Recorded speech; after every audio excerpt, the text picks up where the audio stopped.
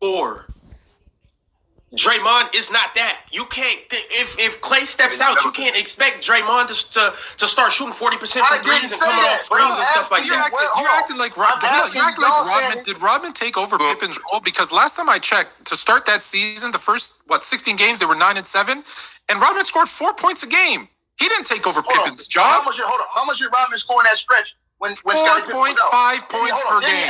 No, that's not true. Didn't he average double figures? Go look it up. 97, 98. He started the season with 4. All those games, he didn't average Son type talking spicy. I ain't gonna front ticket. Old boy sound like he know what the fuck he talking about. But here's the thing, though. Michael Jordan was Michael Jordan. They were going to push on without Scottie. They ended up winning 62 games. This was 98, I think, that they're talking about. Which is why, I said that Draymond was right when he said that the 2017 Warriors could beat the 98 Bulls. Now, that team can't beat the 96 Bulls or the 97 Bulls, but 98 had hurt Pippen. Per game in those first 20 games. That's not true. All those That is absolutely true. That is true. All the games that Scottie Pippen was out. Ticket, hold on. Ticket. Why do you think that's not? 98 season. So that means, Rodman Jordan was a bad mofo than what y'all getting credit for then. I agree with that one. For them to be where they was at. For them to be where they was at without Scottie, with all these people put so much stock in Scottie, and y'all to say, oh, well, Dennis only did this. Okay, how many rebounds did Dennis average? 13. Mm-hmm. They started the season 9-7. 9-7. They then went on a 15-4 run. Rodman went from averaging 4.5 per game to 4.9 per game, and he went from 13 to 15 rebounds. Yeah, rebounds, ridiculous. But he did not pick up the scoring slack for Pippen. He did not. And I'm also, Dell, just so you know, Dell, I'm also having a difficult time believing that Draymond couldn't go to Philadelphia with James Harden. I think Draymond will go crazy in Philly. I'm gonna let you make your point, Dell. I'm gonna let you make your point. I promise, because I'm having a difficult time believing that Draymond couldn't go to the Philadelphia 76ers with Embiid and with James Harden and average 7 points in 6 rounds. I'm having anybody think? Hold on, wait, Ticket, hold on, Ticket. Does anybody up here think that Draymond would struggle in Philly? Because I don't. J-Wood, do you think he would struggle? No. I do. Hold on. In Philly with who? Would Draymond struggle in Philly with who? With Embiid and James. And Maxey too. Yeah, he would. Why would he struggle? They don't run that same offense. Because why would he struggle? Let Fluent get this off. Let Fluent get this off. So different. The beauty of what Draymond does in initiating that offense is a lot like what Pippen did for the Bulls, because it has that those triangle tendencies. So he's the guy at the high post that's initiating the offense. In that other offense with Philadelphia, Embiid and James aren't, for the most part, they're not Klay and Steph. They're not going to give him the spacing needed and those one-on-one coverages. Draymond's going to he'll have a harder time. He won't be as successful. How about that? That's a great point. That is a very great point that he just made. Like, Draymond will be effective.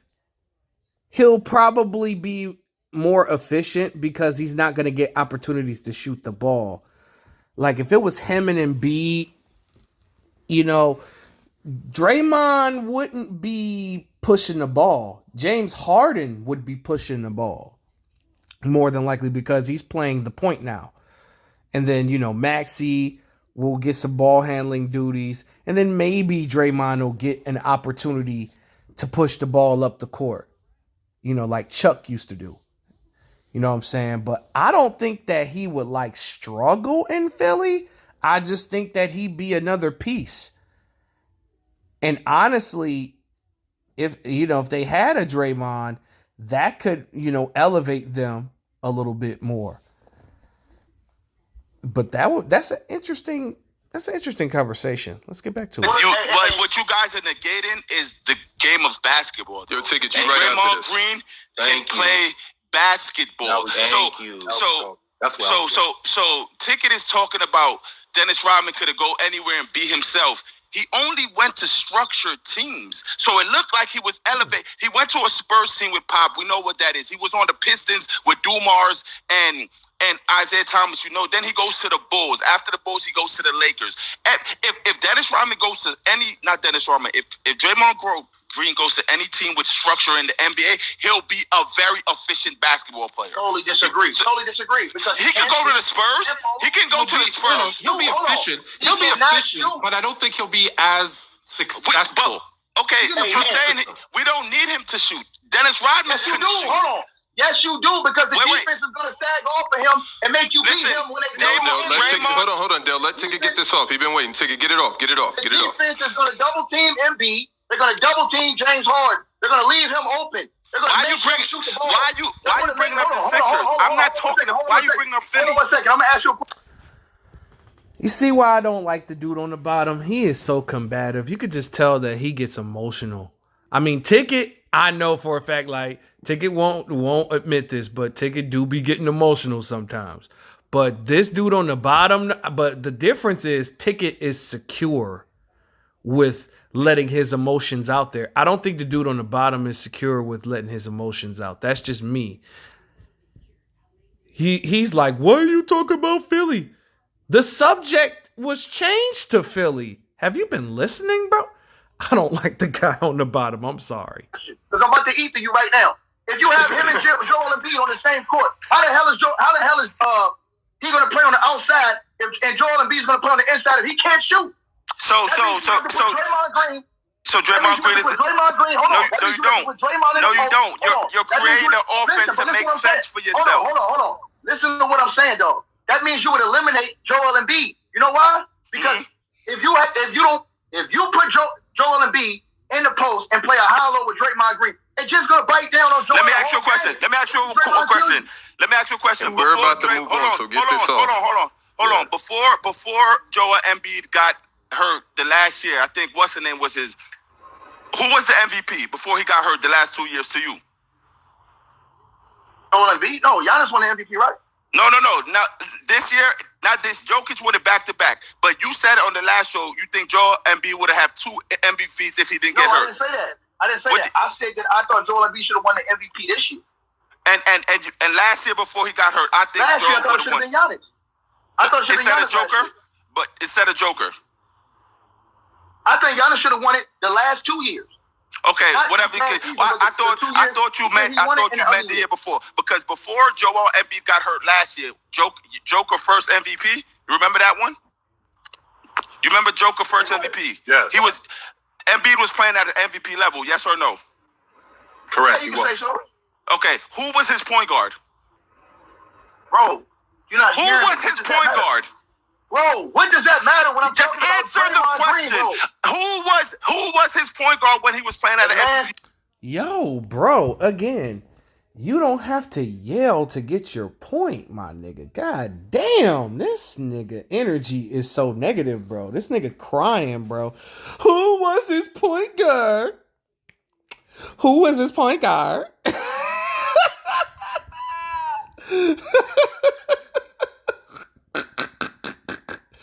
Nigga, Shake Milton was his point guard. Wasn't Shake Milton the point guard that year? Who was they point guard? It was Ben Simmons, right? I think it was Ben Simmons. Okay, listen. His point guard was Ben Simmons. Ticket, you got 15 seconds. Can Ben Simmons shoot? Shaq, hold on, Shaq. Now I'm about to cook him. Ben Simmons shoot? Ben Simmons is way You got one chance. Hold on. Ben Simmons is way better than Draymond. Listen, can Ben Simmons shoot the ball? Yes or no? Can Ben Simmons shoot? Yo, we not doing that. We're not doing that. That's what we're not doing. Now, everybody can unmute themselves. We was on that for 15 minutes. It was longer than we should have been. Everybody got their point off. Everybody got their point off. I didn't really get to get in my bag. I just want to say one thing about Draymond. I think Draymond is a highly slept-on player. Can Ben Simmons shoot? Can Ben Simmons shoot? Oh, shit. Oh, man. What I can say is Ben Simmons and Draymond Green are 2 different basketball players. 2 different guys. That shit is funny as hell, though. A lot of people come on here and they say Draymond sucks at basketball. You guys got to factor in basketball is not just scoring. You got to play defense. I think he's an elite playmaker. He's a leadership guy. You know, he's a galvanizer of men. On top of that, like Draymond, like when it's time to go to war, who you think's in the huddle hyping Steph and Clay up? It's little things like intangibles that we don't factor in that Draymond does. Ticket. Okay, hold on. Wait. Hold on. Wait. Players in the Hall of Fame? Hey, bro. That's what happened. He hyped them to 4 championships. Come on, let's go. Ron, that's cool. Jay Will, do you got? Jay Will, you muted. Do you have anything that you want to touch on before we move on? Bro, I think Buddy with the Heat hat on is tripping for one. You know, he's like, Jay, well, I'm telling the truth.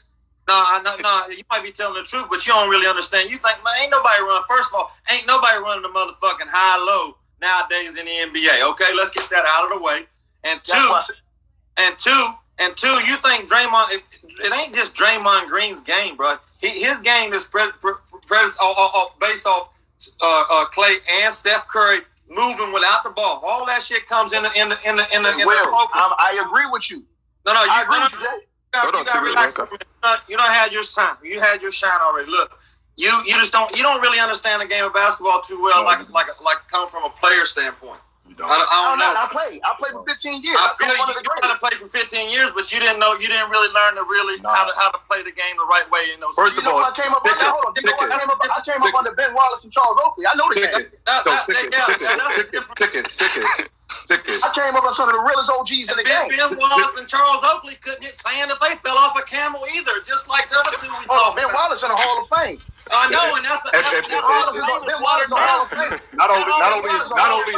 Not only is Ben Wallace a Hall of Famer, Ben Wallace is a Hall of Famer for the same reason why Draymond is going to the Hall of Fame. Exactly. Ben Wallace actually dominated in one area. He actually got the stats to prove it.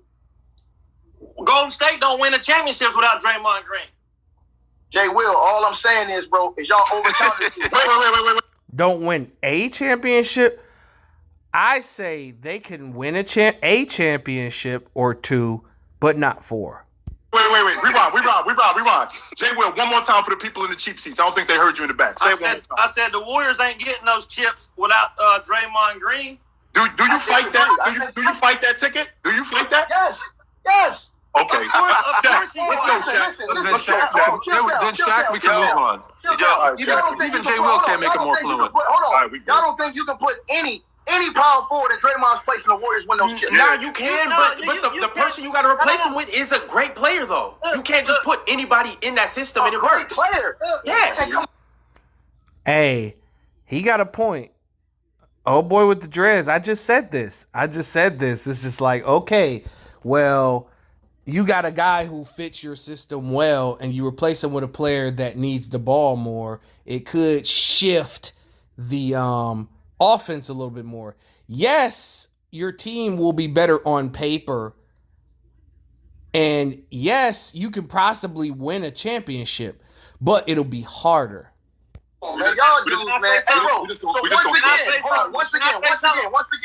Once again, because they don't say on no ball, but I came up under some of the realest ballers in the game of basketball. Get it off. Let me say something. Can I say something? We arguing with a man that just compared Paul Millsap to Draymond Green. Let's go on to the next subject, man.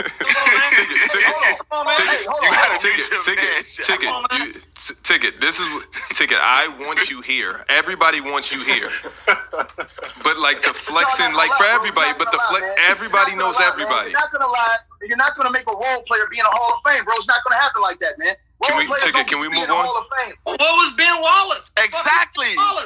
Ben Wallace was one of the star players in the Detroit Pistons. He turned the whole franchise around. Ben Wallace turned the whole franchise around on one end of the basketball. He dominated rebounding. He dominated shot blocking. That's what a role player is, Ticket. Do you understand what a role player is? Chill down. When did Draymond Green lead the league in rebounding? When did he lead the league in shot blocking? Ain't got nothing to do with that. What does that have to do with anything? Yeah, I respect Ticket for take. Yes, Ticket. Take up for my nigga Big Ben, cuz. Get your shit off.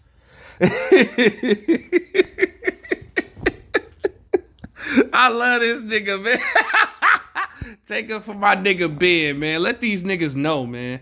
Yes, Ben Wallace was a role player. I get that. But speaking from my perspective as a Piston fan, he was a star.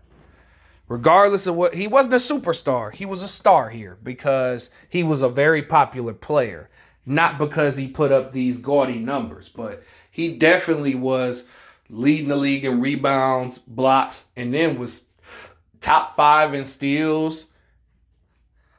And he did what basically Wes Unseld did. I don't know if y'all young niggas know who Wes Unseld was, but that's another guy whose numbers weren't crazy on the offensive end, but on the defensive end and then rebounding, that dude dominated one side of the ball. And he won Finals MVP doing that too.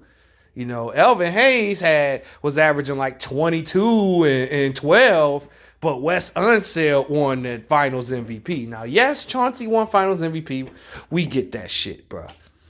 But Ben Wallace is way better than Draymond Green. It ain't even no fucking contest. No, just so you know, hold on. No, I'm not. We already heard you out, Ticket. We already heard you. We already heard you, Ticket. We already heard you. Ticket, I don't want you to feel like. Can't nobody run me off my square. I stand on mine, Shaq. Like a G. I know that. Ticket, no, I don't. No. Because Ticket, I don't want you to feel like people are ganging up on you or people are trying to sun you because. But it's okay. I stand on my own. Nigga, I hold my It's not about that. It's not about Ticket, that. Jay Will can literally sun everybody up here. It's fine. It's fine. We can just move along. We're not ganging up on you. We can just You're not, Ticket. It's not like that. Don't do this. Ticket. No, it's not. You go to Miami Heat hat because Jay Wills was on. Like, come on, bro. Hall of Famer, nigga. He ain't no Hall of Famer. Hey, listen. Ben Wallace dominated the NBA in rebounding. He dominated the NBA in shot blocking. Draymond Green has never averaged 10 rebounds. He's never dominated the NBA in rebounding. He's never dominated in shot blocking. He only led the league one time in steals. He's a glorified role player. Time out. Hold on, Shaq. I'm sorry, but I just got to get this off. Real quick.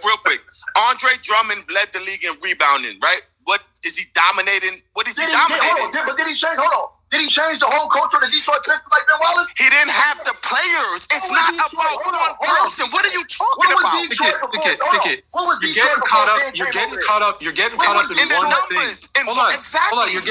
You're getting caught up in one thing. Draymond's game. Hold on. We've all heard you.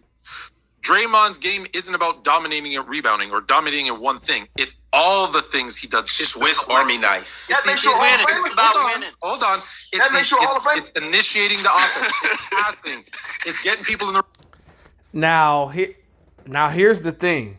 Andre Iguodala did some of the same things that Andre Drummond did as a member of the Warriors. Now, picture Andre Iguodala playing that same role for the Warriors, never developing, never averaging 20 points, just putting up those basic numbers that Draymond is putting up. Draymond hasn't, I don't know, bro. Like, Andre Iguodala is a Swiss Army knife. He's doing the same thing for the Warriors. But if Andre Iguodala only played that role, would you say that he is a Hall of Famer, though, if he was just a Warrior that just put up the same numbers he put up, let's say, last year? Interesting. Position, hyping them up. Right, but that makes you a Hall of Famer. Rebounding when he needs. Yeah, hold on. It does make you a Hall of Famer. It does make you a Hall of Famer. I don't like it. But it does. Can I ask you a question? Do you think Robert Horry is a Hall of Famer too?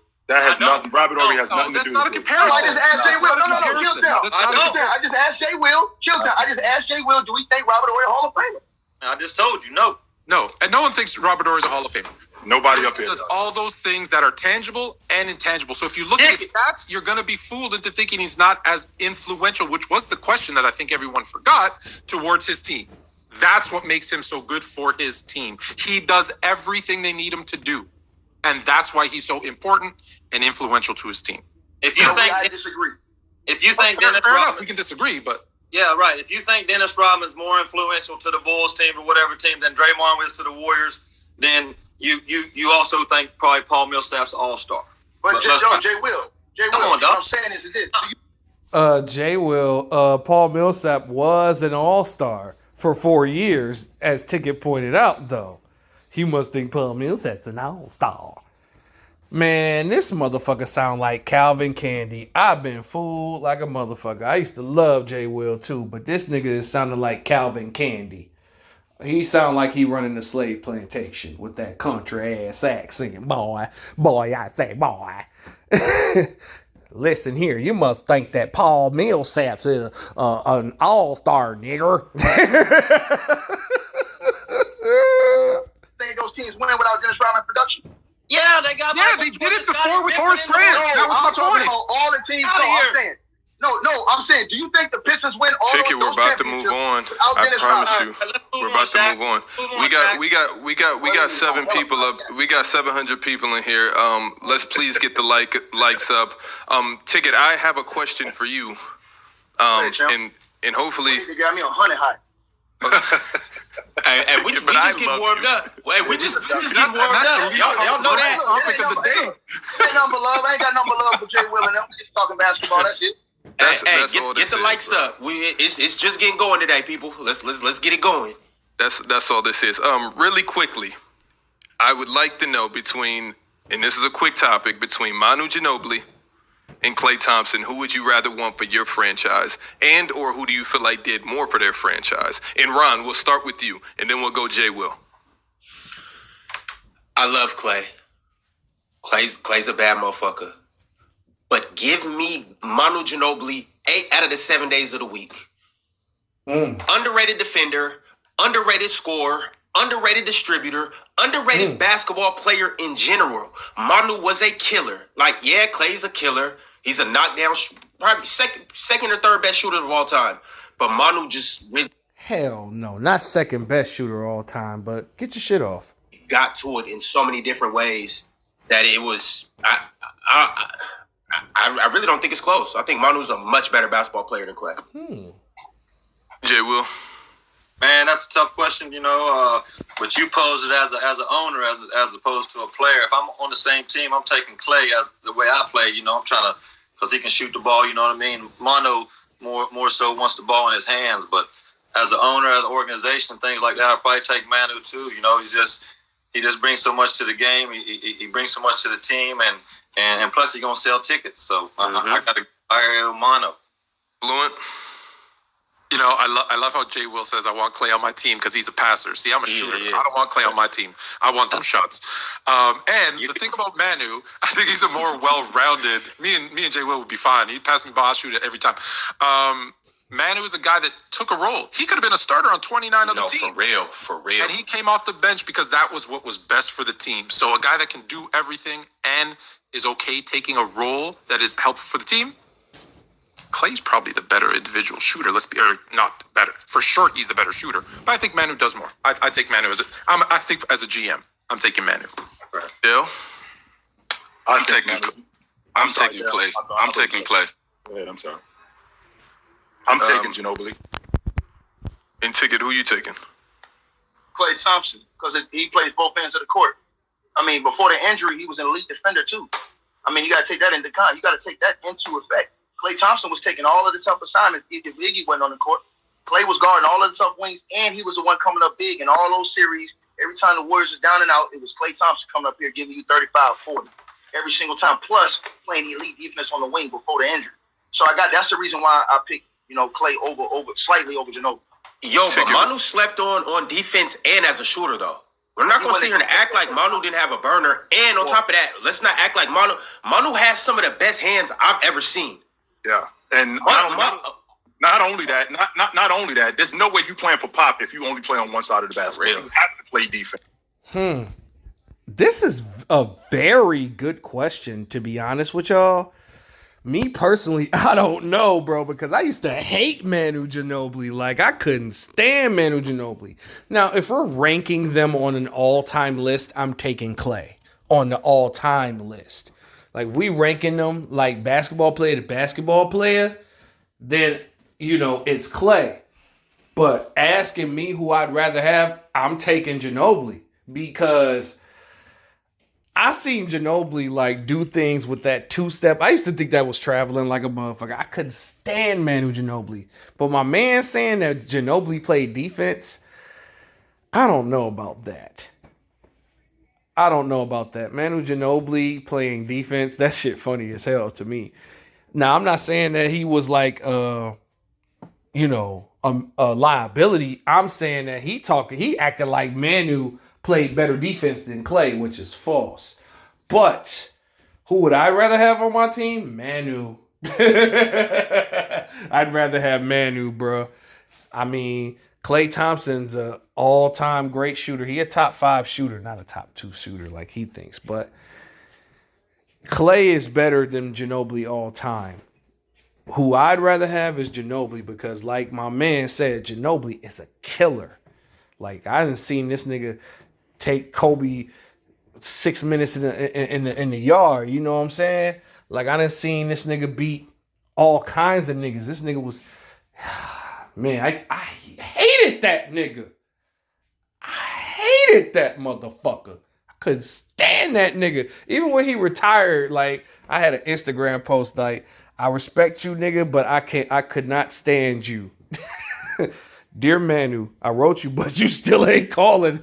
That was me, nigga.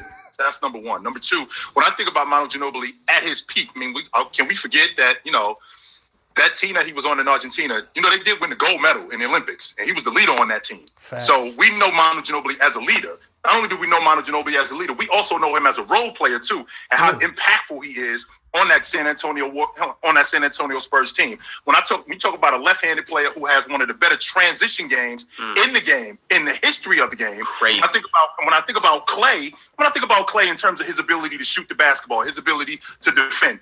Well, I think we splitting hairs here, but if I had to pick in terms of a general manager, I'm definitely going with Manu Ginobili as my guy. I don't see how though. Like, I get everything you're saying over Clay because the fact of the matter is, I think even Klay Thompson at his peak would be on the Spurs as Manu, a better Manu than Manu coming off the bench. And I don't think Manu could have ever went to the Warriors in that system and make it work. I think Klay could make it work better. Let's say Klay was at his peak on the Spurs instead of Manu. The Spurs is a better basketball team with a Klay Thompson than a Manu Ginobili. No, I don't think so. And the reason why I don't think so, is because you think Klay is as effective coming off the bench as a 6-man in San Antonio as he was as a starter, getting up that many shots for the Warriors? But the thing is, you could say as a 6-man, but Manu Ginobili is a starter. Let's get that out of here now. But so you don't bring that up at all. He's a starter. Could he take Manu's role as the 6-man and excel the way he did it? He's going to play starters minutes, so it doesn't matter. If you start the game, he's going to play starters minutes. That's not true, Dale. That's not true. And the reason why that's not true is because we saw that from Carmelo Anthony. Just because you're a starter and you play, just because you come but you see, this is what you're doing. You can't bring up Carmelo because... Absolutely. The reason I'm going to tell you why you can't. You're bringing up a Carmelo at the tail end of his career, and Manu was doing it at the beginning. Manu was doing it at the beginning. Correct. I'm a 6-man. So if Melo was on a team and he came in as a 6-man, Melo would be efficient as hell if that was his role while he's in his prime. Correct. So you can't compare to the tail end of... I'm talking about... If they're at their peaks and you say, yo, Klay, come off the bench for the Spurs in a Spurs system with Pop. Look what Pop do for Patty Mills. Look what he do for the guy from Towson, the shooter. Correct. What's his name? Off the bench. They won a championship. Yeah, I know. Gary Neal. Yeah. Patty Mills, Gary Neal. Look what Pop did for Danny Green. Record in 3-point shooting versus Miami if they would have won that series. Danny Green would have been the final MVP. One of the series they lost to Miami. All shooters, and none of them is a candle to Klay Thompson. So you think Klay coming off the bench, instead of playing 35 minutes a game, which is what he does for the Warriors, played 24 minutes a game, which is what Manu did. Hold on, and only getting 10 shots, not 20. When Manu won 6-man of the year, he played 24 minutes? Yeah, about 25 minutes. That was his average. Yeah, and there's some seasons where he went 27, but yeah, he was mid-20s for the most part of his moves there. Yeah, because Manu Ginobili, like, here's the thing. Now, when they gave Manu the starters minutes, he was injury prone. Like, you wouldn't want to run your star into the ground. You know what I'm saying? But Popovich is such a fucking master that he's like, okay, bruh. Now, if he plays 27, 26 minutes, he'll be energized every minute out on the court. Whereas, if he plays 37 minutes, 38 minutes, he could possibly injure himself. So that's why he got his minutes decreased, because, there were a few seasons where Ginobili got hurt. So they adjusted, and Manu Ginobili was like, okay, I'll commit to the bench. And Dale, that's the point. 35 and taking like 8 or 9 more free field goal attempts per game. So my question was, if he's in that role of 25, 26 minutes a game. If Klay Thompson, the role of him being the shooter that he is, everything would still go up in Klay Thompson. I'm not saying the role is he'll play the same minute. He'll come off the bench and Klay Thompson will get starters minutes.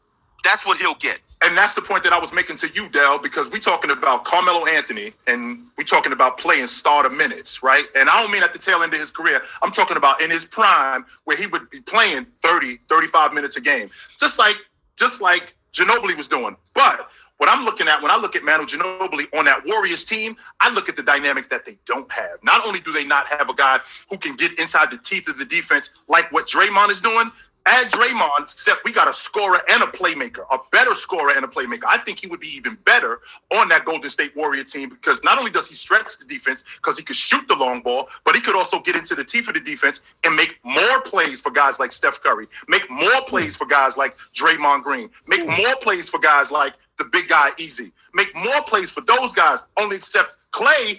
His offense was predicated primarily on the ball moving and him getting open shots. But the Spurs moved the basketball, so I'm not. That's the point that I'm making, Dale. That's the point that I'm making, Dale. The Warriors' offense was predicated on the ball moving and people moving, and not Klay Thompson getting his own shot. Manu Ginobili could do that. He could actually get his own shot in less dribbles. Let me ask you a question. You said one thing I wanted to ask you. You said Manu on the Spurs, like Manu on the Warriors, he could create, do all this stuff instead of Klay, whatever. And you think that would be a better, right? I think that he would be just as good as Klay. I think he brings a different version. I'm sorry. Different version? Okay. I just think I think he brings a different dynamic to that group. And I think that they would be just as good if he was on that group. Okay, they're not the same. They're not the same caliber of player. But after a year he was an all-star, he went to the Warriors, right? They're not the same caliber of player, but they're kind of similar fit a little bit. D'Angelo Russell, if everybody stayed healthy that year, when D'Lo went to the Warriors, right? You remember the year after he was an all-star in the East, averaging like 22, 23 points, had all the confidence in the world. That year he was on the Warriors, playing well. If everybody healthy except Klay, because Klay was hurt that year, it was D'Lo, Steph, Draymond, all of them. What would the Warriors have done? Well, I can't really say that. And the reason why I can't, because we're talking about a guy in D'Angelo Russell who's coming into a different system. Oh, so somebody that was complaining about hypotheticals just made a hypothetical. Dude on the bottom is toxic. I'm dead. But whatever. Get your shit off. When Ginobili was playing with the San Antonio Spurs, system in Golden State. I'm talking about Manu coming into Warriors just like D'Lo's coming in. They're fairly similar in terms of getting the team, creating, scorer. So I'm just asking, that's the point that I'm making, Dale. I think that Ginobili would have excelled in that system simply because they run a similar system in San Antonio with a lot of ball movement and a lot of people movement, a lot of transition offense. And I think Ginobili would have excelled just as well with that group, even if Klay wasn't on the floor, if he was on the floor. And by the way, Ticket, I'm from Jersey. I ain't from Detroit. Ticket, I would love to hear your input. Your world, Shaq. That's what's up, man. Look, man, like I said, I just slightly pick Klay because I think Klay is better defensively. And I think that he's more potent offensively at times, even though Ginobili has more in his toolbox, you know what I'm saying, offensively. I think Ginobili got that trickery with his game, you know what I'm saying, the Euro steps, slicing and dicing. I think that makes him different than Klay because he can break you down break down the defense and stuff like that.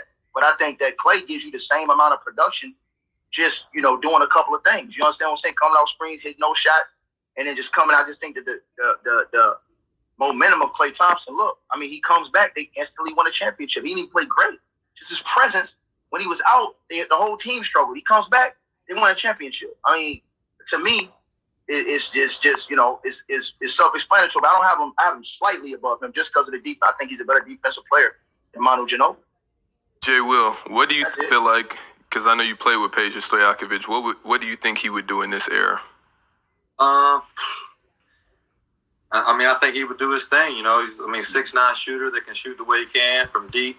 I think he might struggle a little bit because he can't put it on the floor good enough. I don't think nowadays. These defenders nowadays are just as they're 6'9" and quick and athletic too. So, you know, it depends on the system you went to. I think you can say that for every player, bro. I mean, the system you go to is so important, especially for a younger dude. I hear you. And I'm coming right back to you. So we got I call it a start bench cut, but we can do a 1, 2, 3. And the three players are Tracy McGrady, Carmelo Anthony, Damian Lillard. And Jay Willis on you between those three. Damn. Start bench cut. So it was T-Mac, Dame, and Melo? Damn. Whoo. Goddamn. I would probably start T-Mac.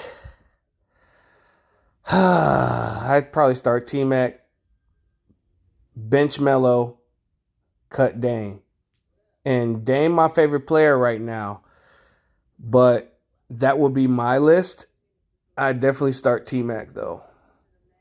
You know, a lot of people would cut T-Mac because he never won a playoff series, but they didn't say, do we got healthy T-Mac or injury-prone T-Mac? Well, we got here, so all three of them are obviously healthy. You can do career, you can do talent, but I want to keep it the same for everybody. So, Chill, what you want to do? Career or talent? Fluent, what you guys want to do? Well, career and talent, those both matter. Because from a talent standpoint, just go from a talent standpoint, all right, let's do both. So, Jay Will, it's on you. I mean, the talent standpoint, I think Tracy McGrady's got more talent than just about anybody that I've ever seen in my whole life, bro. But that's not ridiculous to say. Not ridiculous to say. Wise talent, you know, and then I go Carmelo Anthony and Dame Lillard, talent wise. What about career? Career is hard to do because Dame Lillard is still going and he still got more to prove. This comment right here is what I've been staring at. Where is the damn comment? I 100% agree with Ticket on this. Draymond Green would struggle on any team in the league. He struggles on Golden State. They win despite his mediocre play. There is not one playoff run Golden State had that you said Draymond Green's fingerprints on it like we see Steph, Clay, Iggy, and now Wiggins. Those are facts. This year his fingerprints wasn't on it, but when they lost in 2016, he did have that one game. But that was the only thing that you could say, hey, you know, those are fingerprints. But they're right. But this comment right here is 100% correct right here. These are facts. Let's get back to it. Carmelo Anthony's had a fabulous career in my eyes. You know, he's done a lot, you know. Tracy McGrady will be third there probably just because Lillard ain't finished yet. Chill. I'm starting Damian Lillard, I'm benching Carmelo, and I'm cutting Tracy McGrady. And the reason why I'm doing that is because when I look at a guy like Damian Lillard, who had the stretch that he had, and how good he was for the period of time that he was good for. He was one of the best guards in the league. I love Dame. Dame is my favorite player right now. I'm cutting Dame. As much as I love Dame and he took his team to the Western Conference Finals, Dolo. I guess I'm basing my shit off of talent because career, you know, T-Mac would be the cut. And then the bench would probably, that would be a hard one to describe. I would say I'd bench Dame and then start Melo because Melo took his team to the conference finals. So if we're going by career, it's start Melo, bench Dame, cut T-Mac. But let's continue. A long time. And not only was he one of the best guards for a long time, he also took his team deep into the playoffs for a long time. Now, he got outplayed in some situations, but for the most part, he was the catalyst for that group. When I think about Carmelo Anthony, we're talking about a dude who had a 9-year stretch where he was 26 a game. That's better than Tracy McGrady, and that's better than Damian Lillard in terms of buckets. And when I look at Carmelo Anthony, he took his group to the Western Conference Finals one time, just like Damian Lillard did.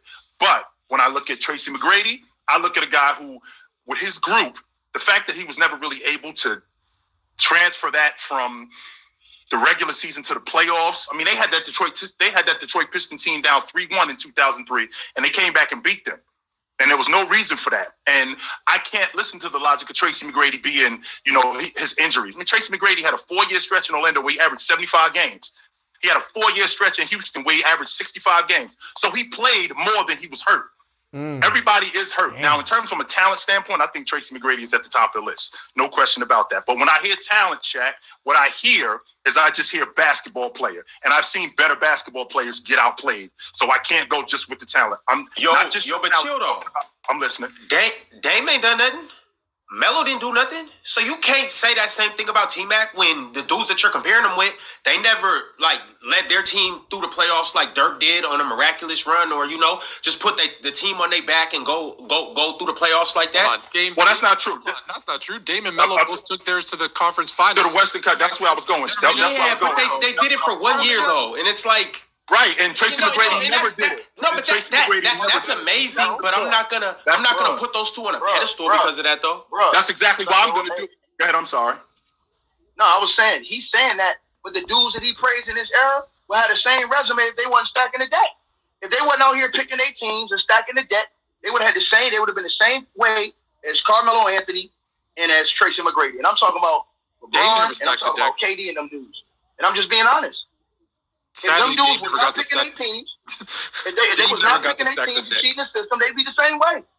So if you ask me, I start Carmelo. I've seen Carmelo take his college team, win a national championship, come in the league, take a bad team immediately to the playoffs. That Denver team was a playoff team every single year in a tough Western Conference.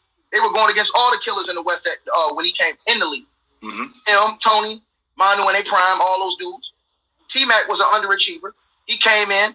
But he did come in out of junior college, so he came in. No, out of high school. I didn't say he was an underachiever. He came in. He overachieved for what maybe you would have thought he was going to be coming out of JUCO. But once he got to that level in Orlando, he didn't really achieve what he was supposed to achieve. You had Yao Ming. T-Mac played with great talent. He played with Yao Ming, he couldn't even get to the Western Conference Finals. So to me, you start Melo, bench Dame, and I got to cut T-Mac because, like you said, I have seen Dame and Melo both lead their teams to the Western Conference Finals. And then I had to give Carmelo a little more credit because in the West, Carmelo was battling all the Lions. He was battling Shaq, Kobe. He was battling Tim, Dirk. All them teams in KG when he was over in Minnesota. All them dudes in the West. So you got to go through that gauntlet in the West. What conference is the Houston Rocket in? They're in the West. You're not hearing me, bro. You're not. But listen to what I'm saying. I just want to know. Now they're in the West. A different time. Hold on. Hold on. You're talking about a different time too. When he had Yao Ming on his team, he had Yao Ming for on that squad. You had one of the second best center in the league at that time behind Shaq. Dell, you got to remember too, Dell. Don't forget, Tracy McGrady was an All-NBA performer at that point, and Yao was an All-NBA performer. So we got two top 15 players on one team that can't get out of round one. Not only can we not get out of... Oof, that's tough. That's why career, you know what I'm saying, T-Mac got to get cut career-wise. T-Mac got all the talent, but he just never... He had a really good team. You remember the Houston Rockets went on that 22-game win streak, and they were expected to do big things. They had T-Mac, Shane Battier. They had Yao Ming. They had a loaded team. You remember Boshjan Nokbar? That dude was fire for them. I think that was the right team, if I'm not mistaken. I could be wrong. I think Nokbar was there. A lot of people forgot about that dude. That nigga was like Lennox Klayser to the Nuggets and shit. That Rockets team was deep. Round one. That 07-08 season, when they both played together, they won 22 straight games. And Tracy McGrady's averaging 22 a game, which means he still had the goods. You talk. That's why Utah I don't smoke them dudes. So with Utah smoking them dudes, that tells me that you don't have the goods. Why can't you get us out of round one? Why can't you? The only reason I asked that question is because when we have these conversations, I put everything like in a box, right? Right. So Ticket, this is sad, but Ticket is arguing all earlier about domination of Ben Wallace compared to Draymond Green, correct? And Ben Wallace dominating Draymond is because he led the league in rebound and all of this stuff. The winning aspect, hold on, that's what you were saying. You said he led the rebound. I said, hold on. No. Question, but you never answered it. Hold on. Good question. What was Detroit before Ben went over there? Okay, whatever. All right. Okay, I don't have to. Okay, whatever. That question. You can't see. This is why I don't like the emotional nigga on the bottom. The man is asking him a simple question. What was Detroit? What was Detroit before Ben Wallace got there? Detroit, what? All right, I can answer that question since I'm from Detroit. Detroit was a team that was built around Grant Hill and Jerry Stackhouse. That was the team that was built around those two guys. They couldn't really get out the first round. That was their Achilles heel. Detroit would have really good regular seasons. Detroit would have great regular seasons. But they couldn't get out of the first round of the playoffs. They did get out the first round one time, I believe, with Grant. I think we won one playoff series. I think that shit was what, against Atlanta? I think it was Atlanta we beat that year. And then we got our ass whooped next round. And then Grant Hill played until he got hurt. I think that year was what, 1999 maybe? I remember that playoff game when he fucked his ankle up. And he hit that, he tried that turnaround shot and he landed awkward on his ankle. I was like, oh no. You know what I'm saying? Detroit was a team that was built around Grant Hill. You know, Joe Dumars was older. You know, Lindsey Hunter was there. Terry Mills. We had Terry Mills. We had Bison Dele and shit. We had Theo Ratliff. You know what I'm saying? We had Kenny Smith at one point. We had Kenny Smith coming off the bench. So we had a decent team. Oh, we had Michael Curry too, you know, defensive player Michael Curry. So we had a decent squad. We just couldn't get through the East. You know what I'm saying? We just couldn't get up out of there, man. We couldn't get that far. So what they did was they ended up trading Grant Hill to the Orlando Magic. We couldn't get to the second round of the playoffs with that group that I just talked about. Once we got Ben Wallace, you know what I'm saying? We signed Chauncey.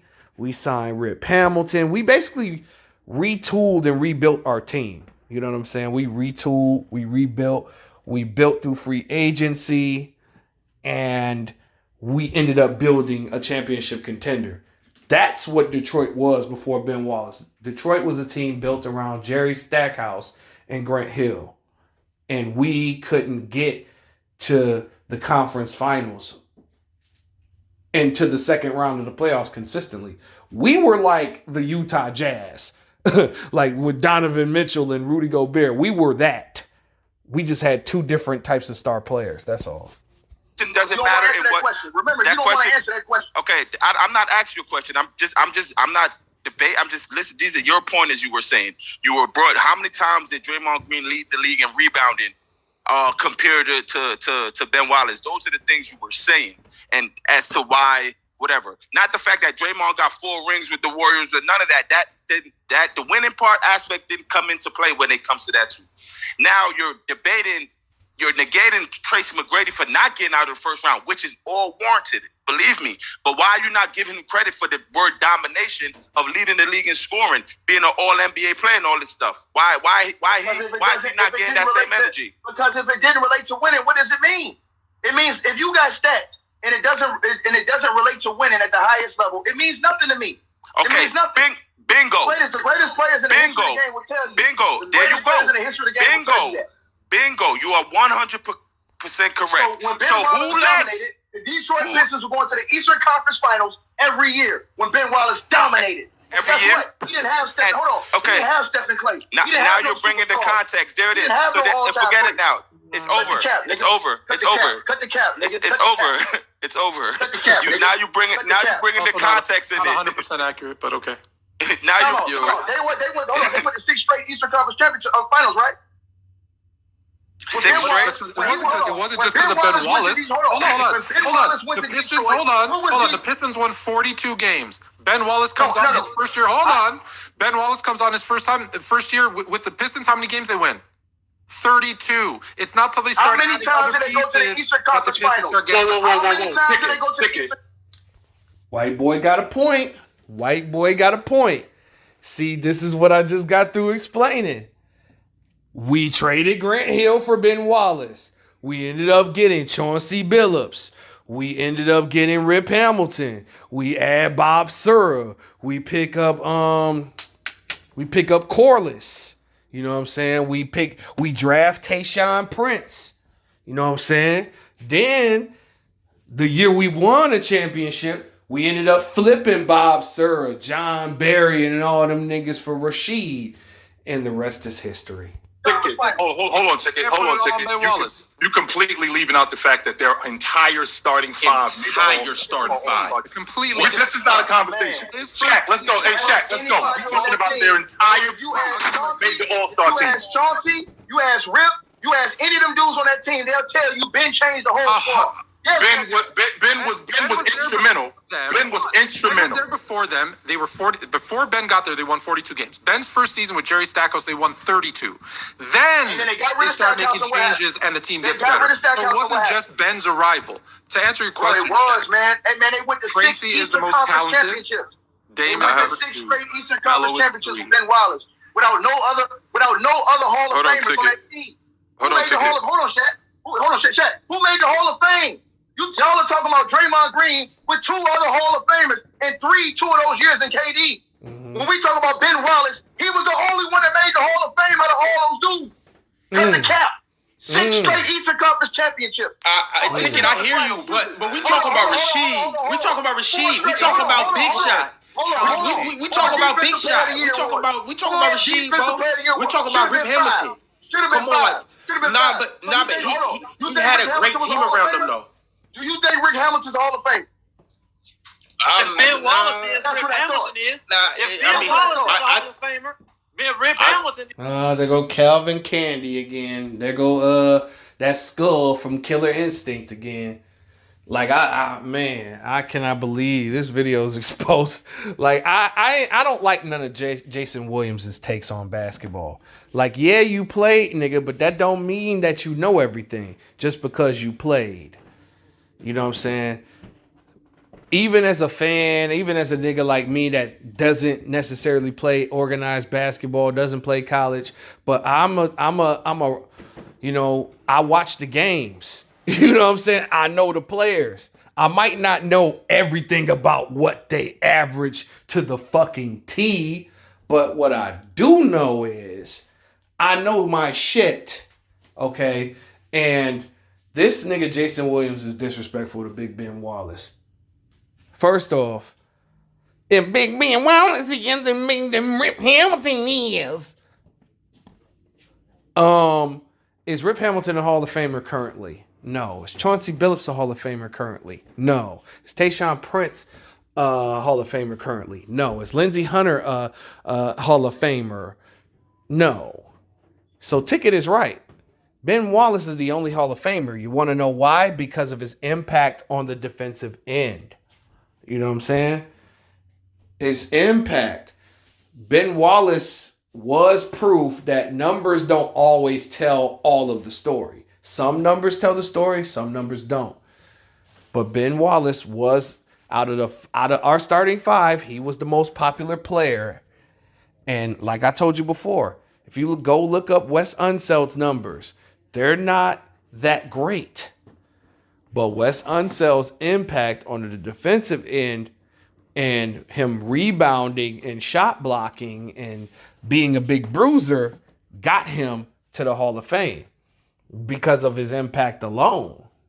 Nobody's saying Unseld can't score. That's bullshit. But his numbers don't jump off the page. That's what I'm saying. Like, Ben was different, bro. You had to watch it to believe it. And it's disappointing that you notice that Jason Williams disrespects a lot of the players that he played against when he was playing, you got to remember, Jason Williams played against Kobe and Shaq and got his ass beat every time they played him, right? They lost every series. Jason Williams, and then Jason Williams went against us as a member of the Miami Heat.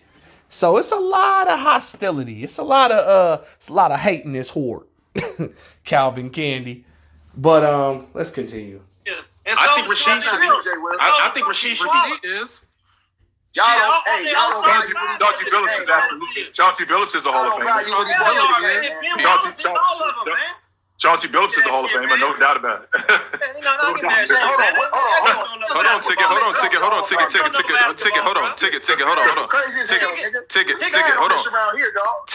Hold on a second. Ticket, because we're ticket. We're about to debate MJ. You can't play Dead in the Cowboy movie, goddammit. Yeah, all right, whatever, dog. Let me ask you something. Ticket. Let me ask you something. Is there anybody in the Hall of Fame that shouldn't be in there? Yes. Who? Me personally, hold on. I think. Ben Wallace? Exactly, Ben Wallace. Come on. Why would you say, hold on? Man, these niggas is some haters. All of them, see, them niggas is some haters. Ben Wallace definitely deserves to be in the Hall of Fame. That nigga got 4 Defensive Player of the Years, bro. And don't this motherfucker got the record?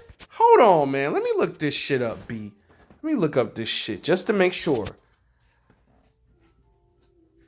Defensive. All right, let me Google this. Who has the most Defensive Player of the Years?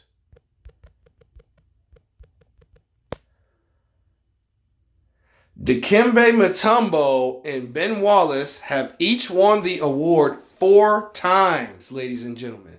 So he's tied with Dikembe Mutombo. Then niggas gonna ask me, is Dikembe Mutombo a Hall of Famer? That's debatable. I would put Mutombo in the Hall of Fame, personally. I would say so. I would say Mutombo's a Hall of Famer. And yeah, just checking. So he's tied for the record for Defensive Player of the Years. So that's not Hall of Fame worthy at all? All right, nigga, whatever. Why would you cut his question off? You act like Ben Wallace is a stud, man. Why would you cut his question off, bro? Ain't nobody picking Ben Wallace, bro. Nobody picking Ben Wallace. So how's he in the Hall of Fame then? How's he in the Hall of Fame? Wait a minute. Hold on. You tell me I don't vote for that. Hey, how is the motherfucker with the bright cowboy hat? He in the Hall of Fame and on the front row, dog. What we talking about? Bill Bradley? No, I'm talking about Goldstein. Jimmy Goldstein's in the Hall of Fame, I'm not saying I think everybody a Hall of Famer. But I tell you one thing, you win 4 Defensive Player of the Year awards, you go to 4 All-Star games, you got an NBA championship on your resume, and you turn the whole franchise around by playing one side of the ball elite. That's Hall of Fame work. That's Hall of Fame work. Hold on. So are you saying Ben Wallace is the only? Hold on. Ticket left fluent. Ticket left fluent. You just gotta let other people talk, bro. Are you saying the only player on that Pistons team worthy of a Hall of Fame if Ben Wallace is in? I didn't say that. That's exactly what you said. That's exactly what you said. So who? No, I did not say that. I asked you. Hold on. Now they're putting words in this nigga mouth. See, this is why niggas can't, like, Ticket TV can't be on shows like this, because, you know, Jason Williams is one thing. Jason Williams is an NBA player. He definitely deserves to have a podcast. Granted, all the shit, all the Calvin Candy shit is jokes. I respect Jason Williams as a basketball player, even though I don't agree with any of his takes.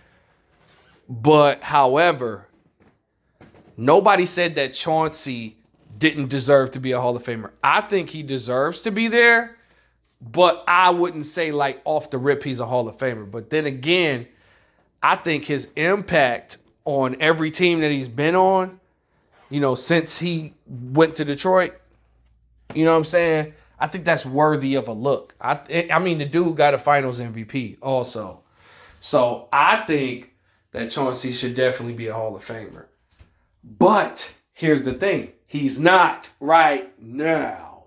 Ben Wallace is the only one from that team in the Hall of Fame right now. That's what they're failing to realize. And I don't know.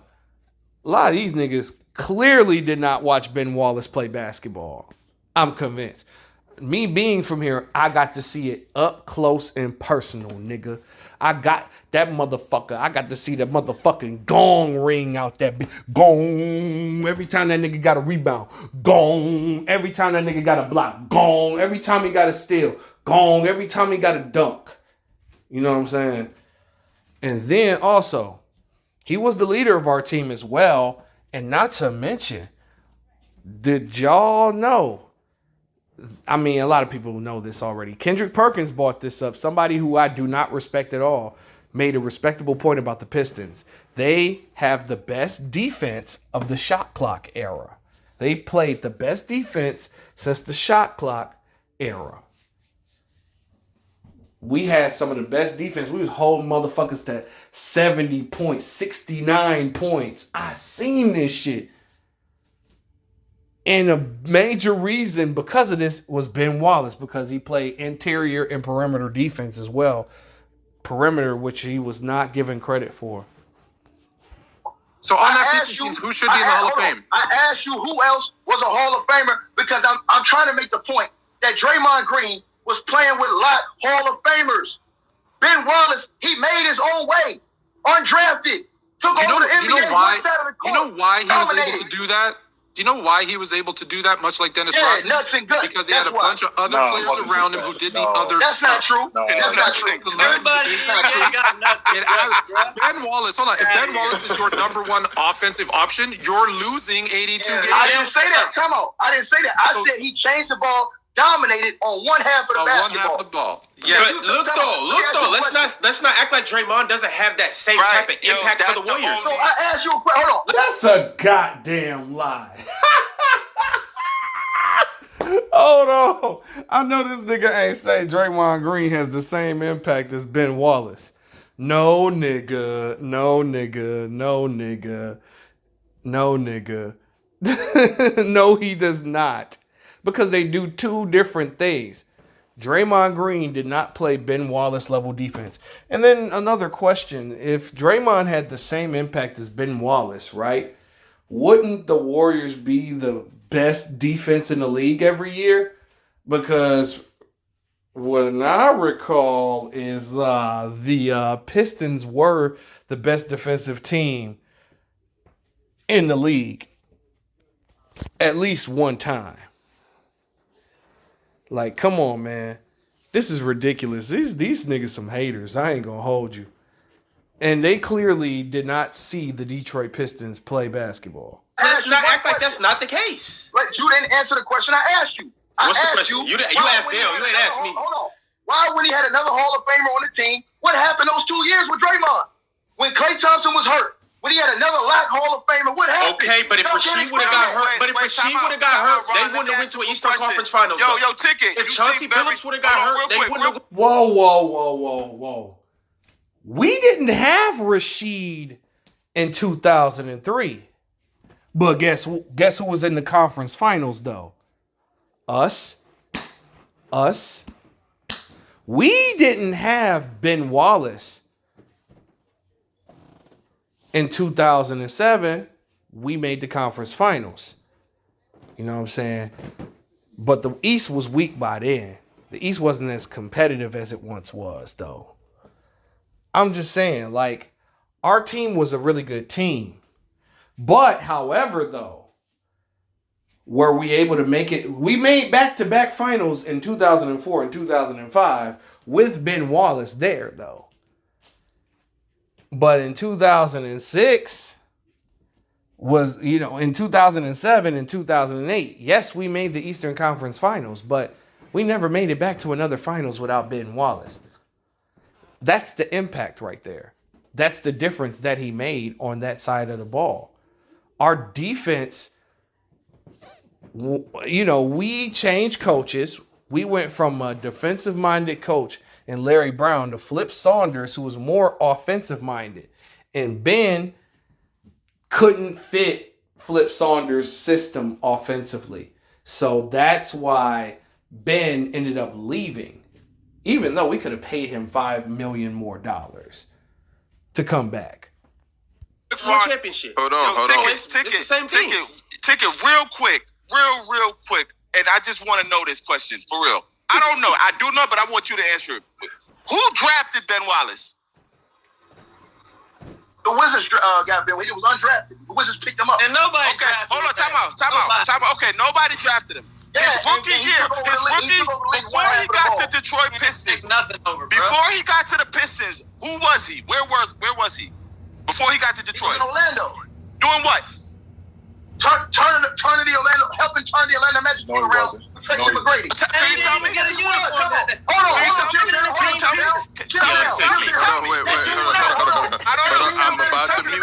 I'm about to go to mute. Wait a second. Ticket. I'm gonna let you. Ticket. I'm gonna. Tell me. Tell me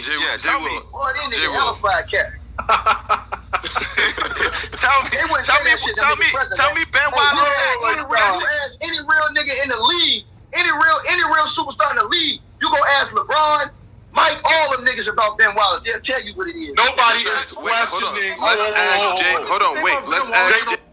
All right.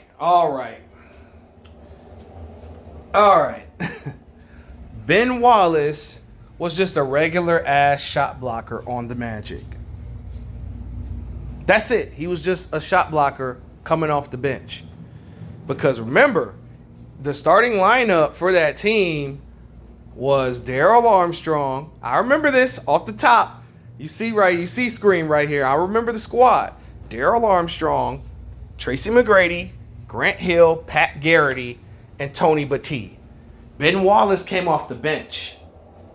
Okay.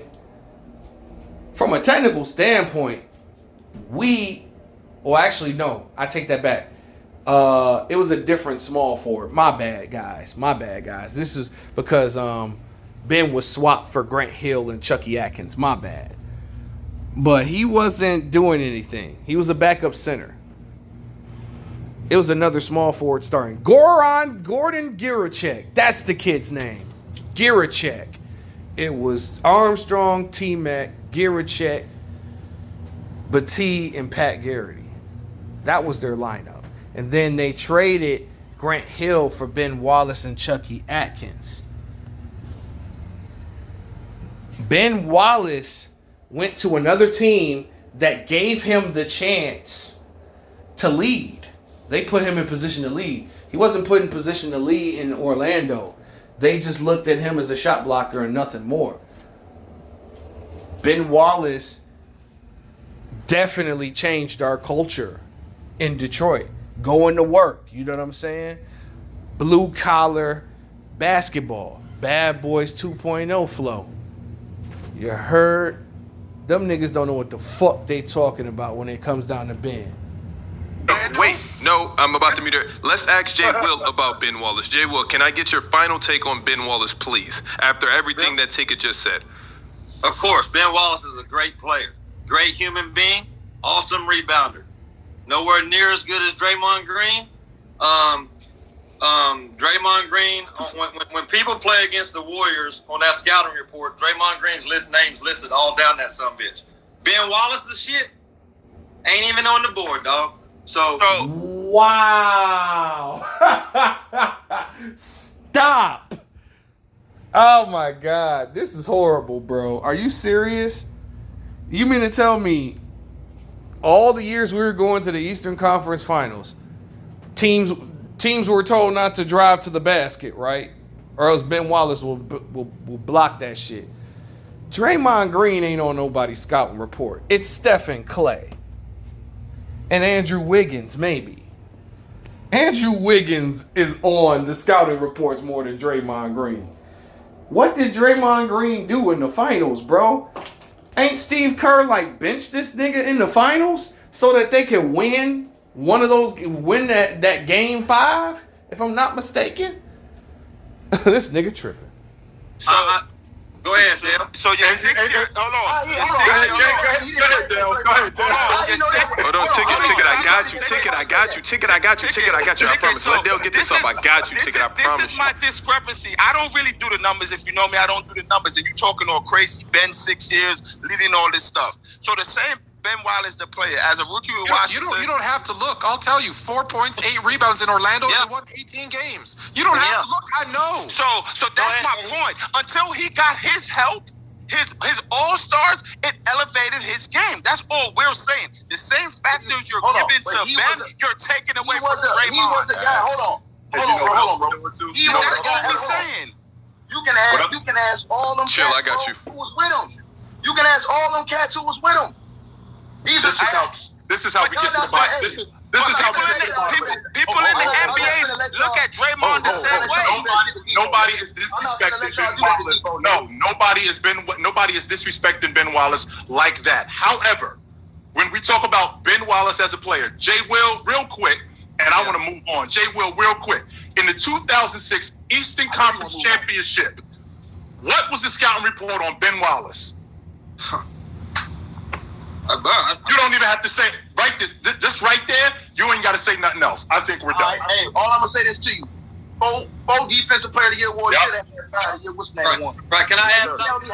You tell me how nigga undrafted did that. He's lying like a motherfucker. That's all I got to say. He is lying. He is lying like shit. Can I add something? Yes, sir. I don't really know. I don't know nothing about All-Star because I ain't never, not even talking about my name and All-Star in the same sentence. But I do know that you make the All-Star team by being nice to the motherfucking to the masses. Right. So you think some players are extra nice to the media just to maybe get that vote towards the end? Do you think Draymond Green's worried about that shit?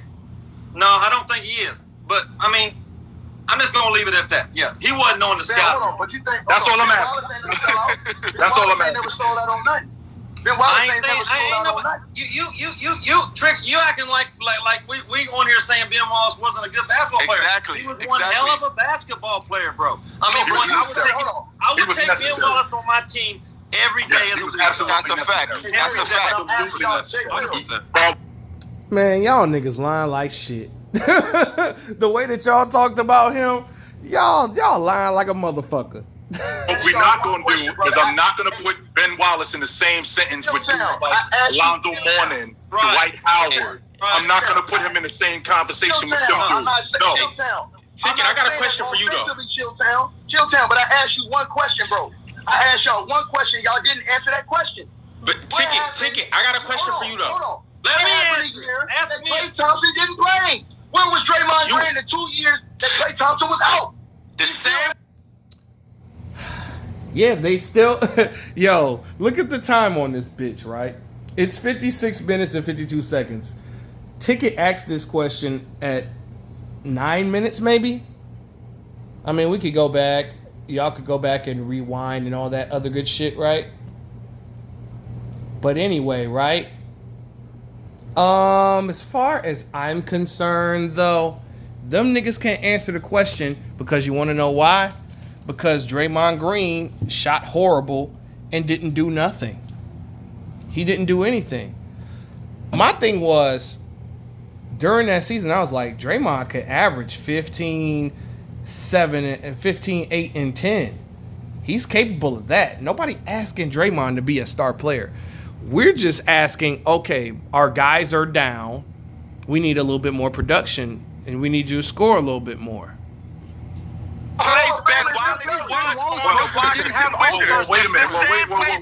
Hold on. The Washington Wizards and the Orlando Magic. Let me make sure I'm getting this correct. So the year that Klay Thompson was out, the Warriors weren't very good, and they still made the play-in tournament. And in the process of them making the play-in tournament, Draymond Green did lead the Warriors in assists, and he was their best playmaker. You're still talking about Draymond like he was supposed to be because Klay Thompson is off the roster, he's going to now be a 15 to 18 a game guy. That's not what Draymond is. You asked me where he was. Okay, you asked me where he was in the 1920s, not the 1920 season, I'm sorry, when Klay Thompson was out. Those guys made the play-in tournament. Draymond Green led that team as their primary ball handler, primary playmaker, in assists. He was their best playmaker, and he was their best defender. Oh, I know what season that they're talking about. Okay, so I've got it wrong, huh? So they're talking about the season that they won this right here. Okay, well, let's look at that season then. 7 points per game, 9 assists. Not bad. That's pretty much what I expect out of him. Okay, he shot 40. Let's see, he shot 44% from the field, 32% from three. No, 45% from the field, 27% from three. And that's still not good offensive production. But, you know, those guys are going to focus on this right here. 7.1 rebounds and 9 assists. So, old boy is technically kind of right on this one. Chill town. So, this is who Draymond is. This is who he's always been. This is the impact that he's always had on the Golden State Warriors. The logic that he was going to be something else after Klay Thompson or Steph Curry or any of these guys were now gone is completely that's not factual. Chill town. I'm gonna leave you with this. This is the same dude y'all talking about. The Golden State Warriors played better in the finals this year when he went to the bench. That's all I'm gonna say. All right. Can we move? I mean, all right. Can I Let's go, Shaq. Can I Absolute defecation. How many triple doubles does Draymond got, and how many did Ben Wallace have? Just, I don't matter because listen. Oh, now, what you mean? If playing without Klay matters, then triple doubles matter. Fuck out of here. Ben Wallace Jay Will. If you played with Steph and Klay, Jay Will, you would have averaged 15 assists. Turn If you played with Steph and Klay, you would have averaged 15 assists. Turn that shit around, bro. That heat hat, bro. My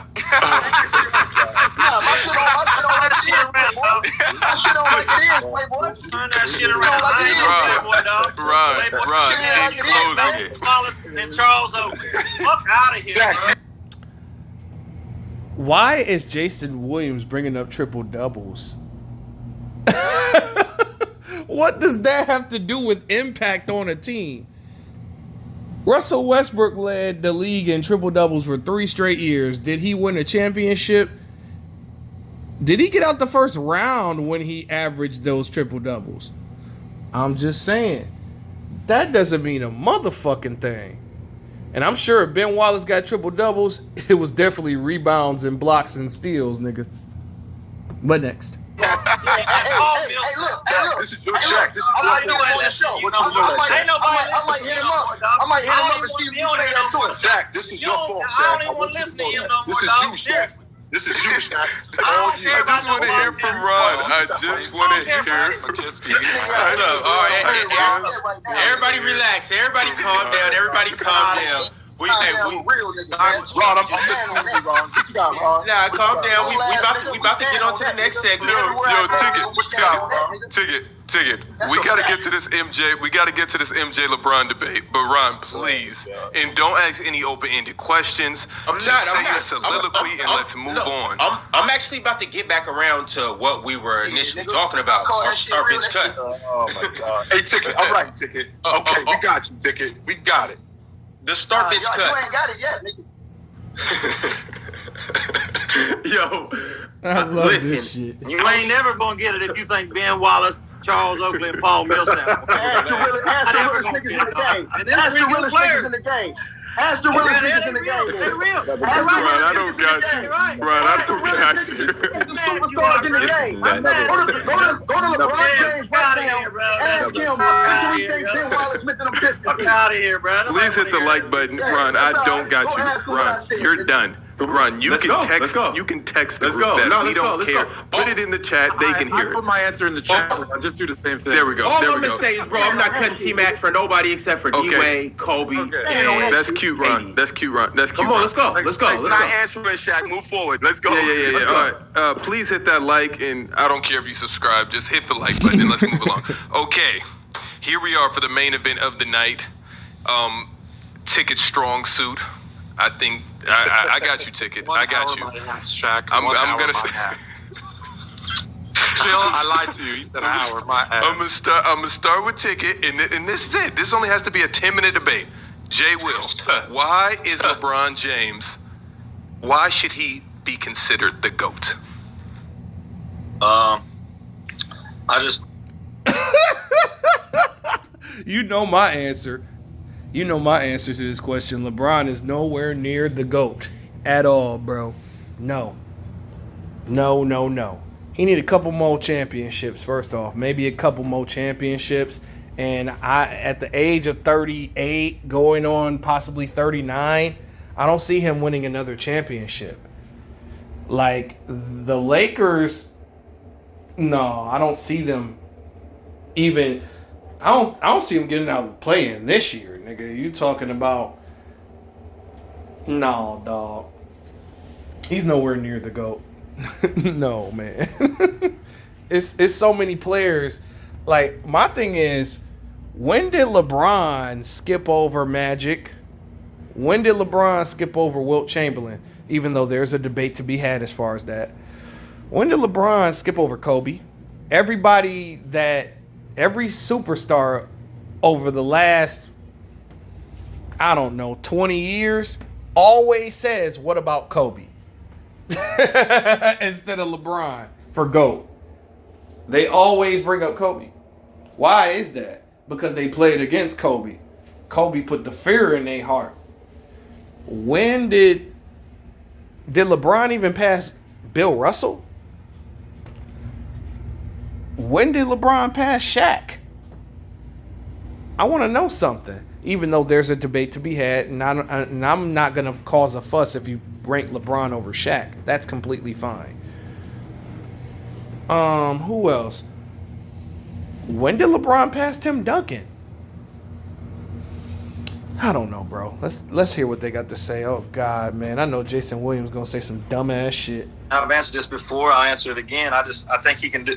He brings more to the game, bro. As a basketball player, I say that with a grain of salt because the bottom line is to win the game, right? You know what I'm saying? So Michael Jordan gonna win you the game. I don't care who's really on his team. He gonna go get you the win, but LeBron gonna do it the right way. You know what I mean? So yeah. I just think LeBron is more talented. Your definition of the right way. Sir? Your definition of the right way. Right. Your definition. Other people's definition might be, I want the guy who scores the most. I don't care about anything. Just like Paul Millsap might be a good player or something. Hey, Jay Will. Hey, CJ Will. Millsap made the All-Star team. Oh my God. He didn't get carried. He didn't get carried by Hall of Famers. He didn't hide behind a lot of Hall of Famers. I can't really talk to nobody like that. I mean, I got LeBron. I mean, Michael Jordan's a killer. Don't get me wrong, but my opinion, LeBron's the best player ever to play the game. Ticket, we about to swing to you in a second. Chill. Can we get your thoughts on LeBron James? Let me follow up him. Hold on. Yeah. I got you, Ticket. Ticket, I got you. Chill. It's on you. James is the best I've ever seen. He's improved every year. I've never seen a guy come into the game with the amount of fanfare, the amount of hype, the amount of pressure that he had and just deliver the way he did.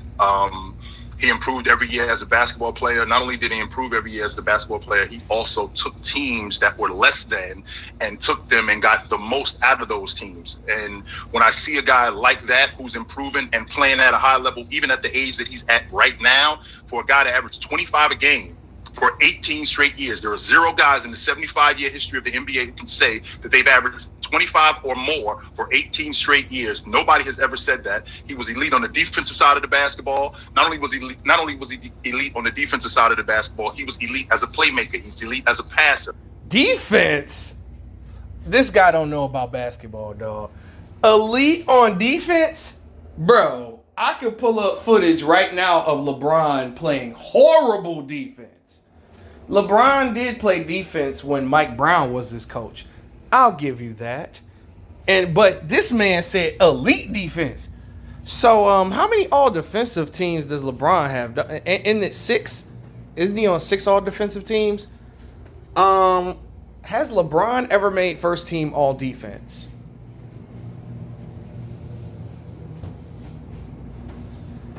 Man, let's look this nigga shit up, man. Let's see. Has LeBron made first team all defense? That nigga said LeBron is an elite defensive. Okay, 5 first team. Okay. 5 first team.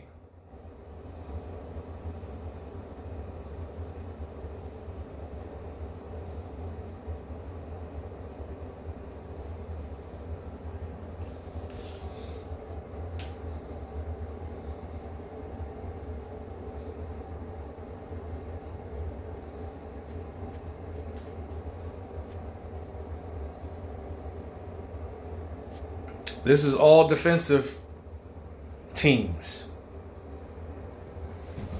Where's they boy LeBron at? Okay, 6, 5 first team all defenses. Okay, that's correct. 5. But if you look at Tim Duncan with 15, Kobe with 12, Kevin Garnett with Kareem Abdul-Jabbar with Mike with 9. Draymond Green has more first team all defense selections than LeBron. But LeBron is elite defensively? Okay, whatever. He was elite in all of these things, and he was that way for a long time. And because he was that way for a long time, I've never seen anybody like him, and I don't think that I'm going to see anybody like him again in my lifetime. He's the best that I've ever seen. Dick sucking. Dale, I'm gonna let you simmer. If he elite for a long time, why he didn't make the playoffs his first 2 years in the league like Carmelo did coming in the league? If he elite for a long time, why the hell he run from Cleveland and back down from the challenge when Jordan was getting ran over by the Detroit Pistons, stood and held his nuts and went through the challenge? Yeah, Ticket. Talk that talk, Ticket. And build his own teams just to create this fake ass greatness that you guys praise and say he the greatest of all time. But when the nigga had a challenge, he ran away from it.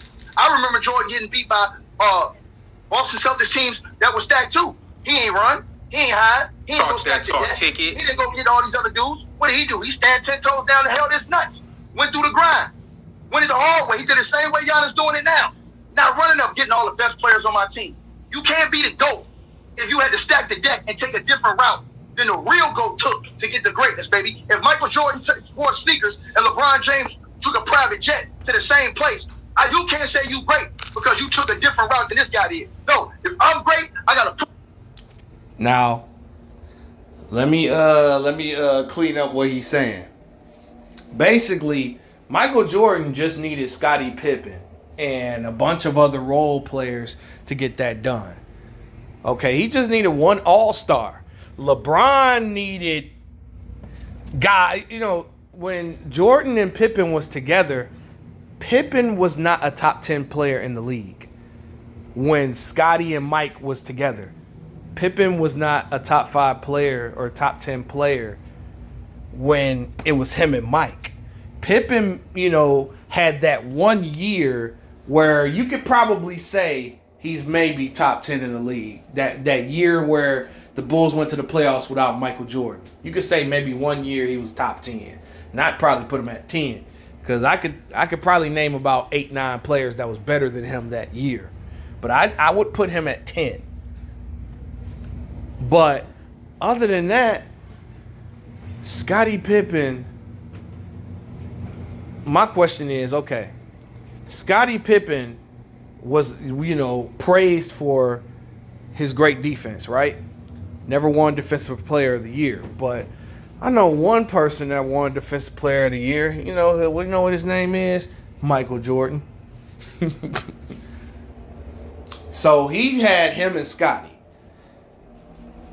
Scottie is my question is Scottie as talented of a scorer as Kyrie Irving is?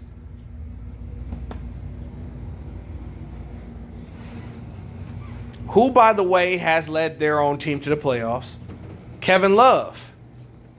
Was Scottie Pippen as talented as Kevin Love was on the Minnesota Timberwolves offensively?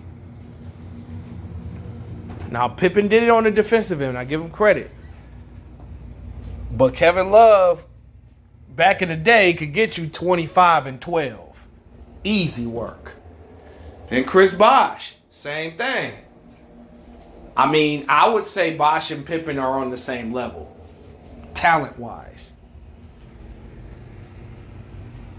Bosh just couldn't pass. Okay, and then, what about AD? Is Scottie Pippen as talented as Anthony Davis on both ends of the court? I'd rank Pippen above Anthony Davis because Anthony Davis is soft. But I'm just talking about talent. Who is more talented of a basketball player? I'm giving it to AD. AD is more talented than Scottie Pippen. Kyrie Irving is more talented than Scottie Pippen. Kevin Love is more talented than Scottie Pippen. Chris Bosh and Pippen are a tie. So these are all players that LeBron played with. Sometimes 3 at a time.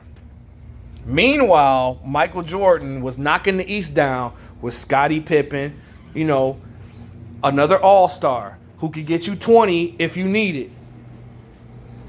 Sometimes that's all you really need. You can have like your 30-point guy and then you have your 20-point guy and then you got a whole bunch of role players. That's all Michael Jordan needed. LeBron James has yet to win a championship without like Steph won with Andrew Wiggins. You know what I'm saying? Like Anthony Davis and LeBron and all of those players like Rondo and Dwight Howard, like that team was crazy, by the way.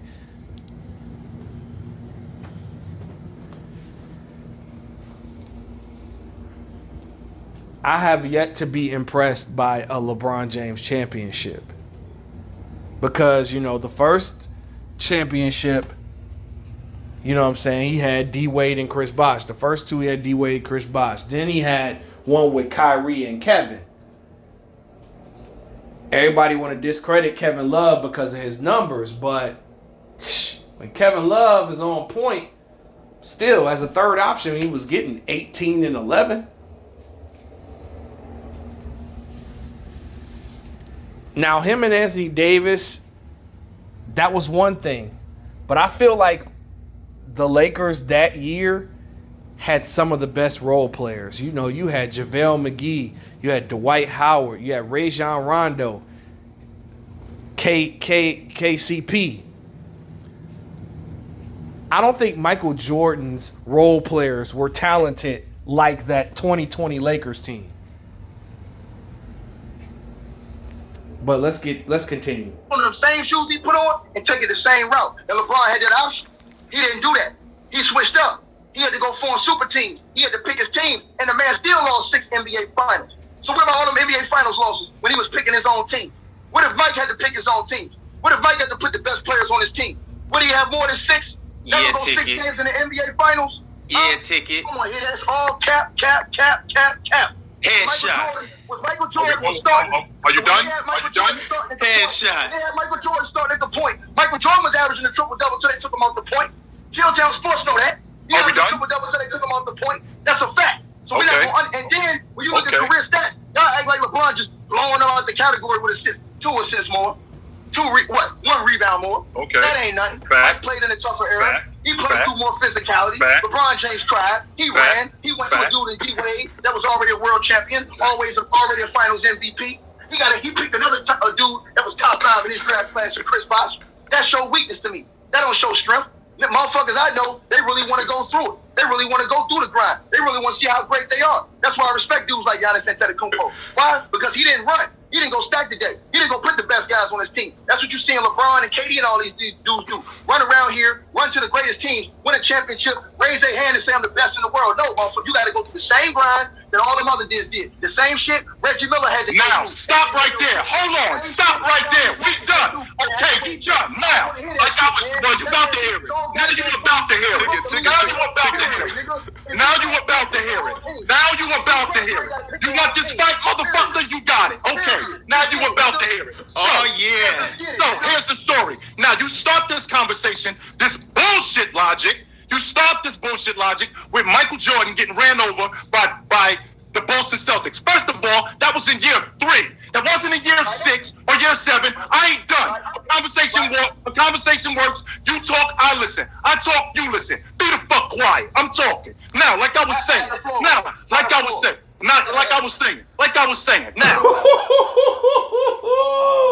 That nigga bad. He bad.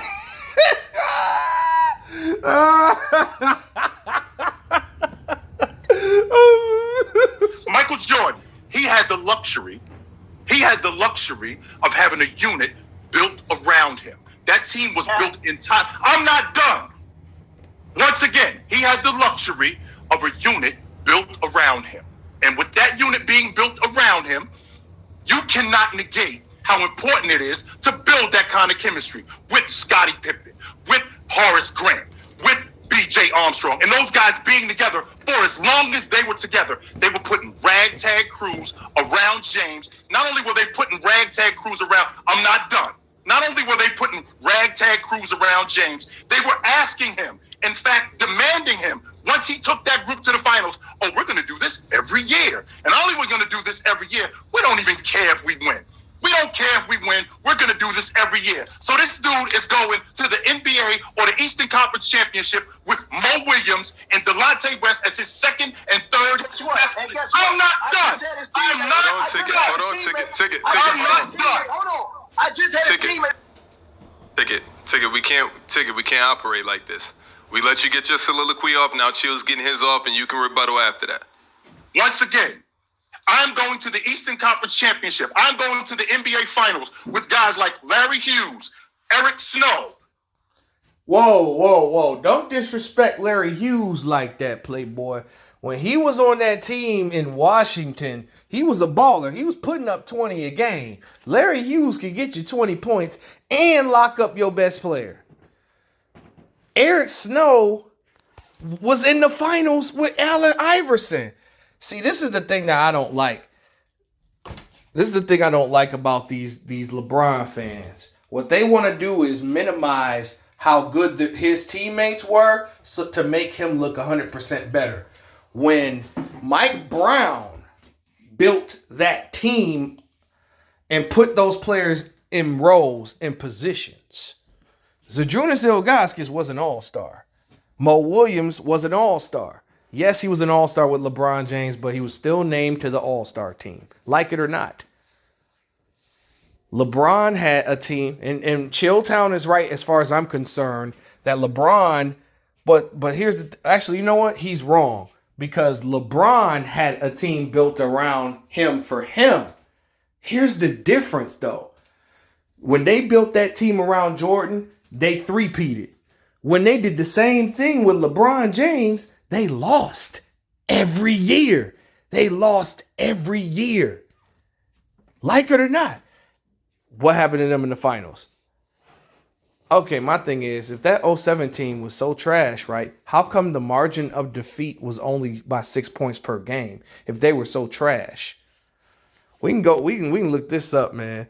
Yeah, you getting real King known shit, man. Let's look this shit up, man. 2007 NBA Finals. Let's go game by game. Let's talk some real shit. Let's talk real basketball shit real quick before we get back to it. All right. Cleveland Cavaliers, game one, 76-85.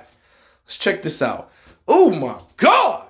LeBron shot 4 of 16, y'all. This y'all king. Don't give me that he was only 22 bullshit, because Kobe Bryant was winning championships next to Shaq at the age of 20, 21. Same age. Don't want to hear it. 14 points. Y'all, 14 points. Daniel Gibson led the team in scoring in game 1, ladies and gentlemen, in the 2007 finals. And LeBron ain't have no help. You got 5 guys, 5 niggas in double figures, y'all. Sasha Pavlovich shot 6 of 12. Drew Gooden, 6 of 9, 14 points. Now, One thing you can say about this team is they did not rebound well in this game. Let's look at, oh my God, Duncan and Parker, 24, 27, 13 rebounds. We see why they lost that first game. Rebounding. That was a team L. But however, to say that LeBron didn't have any help and he took some bums, these bums were scoring 13, just as many points as him. Drew Gooden had as many points as LeBron James. Daniel Gibson had 16 points off the bench, 7 of 9 from the field, 2 of 3 from 3. Let's move on to game 2. See, a lot of y'all LeBron fanboys, y'all don't tell the whole story, bro. Let's talk about it. Game 2. All right, 92 to 103. LeBron James plays way better, 9 of 21 from the field, 25 points. For a dude to not have no help, Daniel Gibson had 15 points off the bench. Sasha Pavlovich, 10 points. Drew Gooden, 13 points. Anderson Varejao even had 10 rebounds. Tony Parker had 30 points. But guess who was guarding Tony Parker? LeBron James. Manu Ginobili, 25 points. God damn. Ooh, that Texas 3-step was too much for him that game. Whew. Not all the help in the world was going to beat them. Now, here we go. This was a close game. Now you're going to Cleveland. San Antonio took care of business at home. Now, this game is a lot closer. Now, check this out.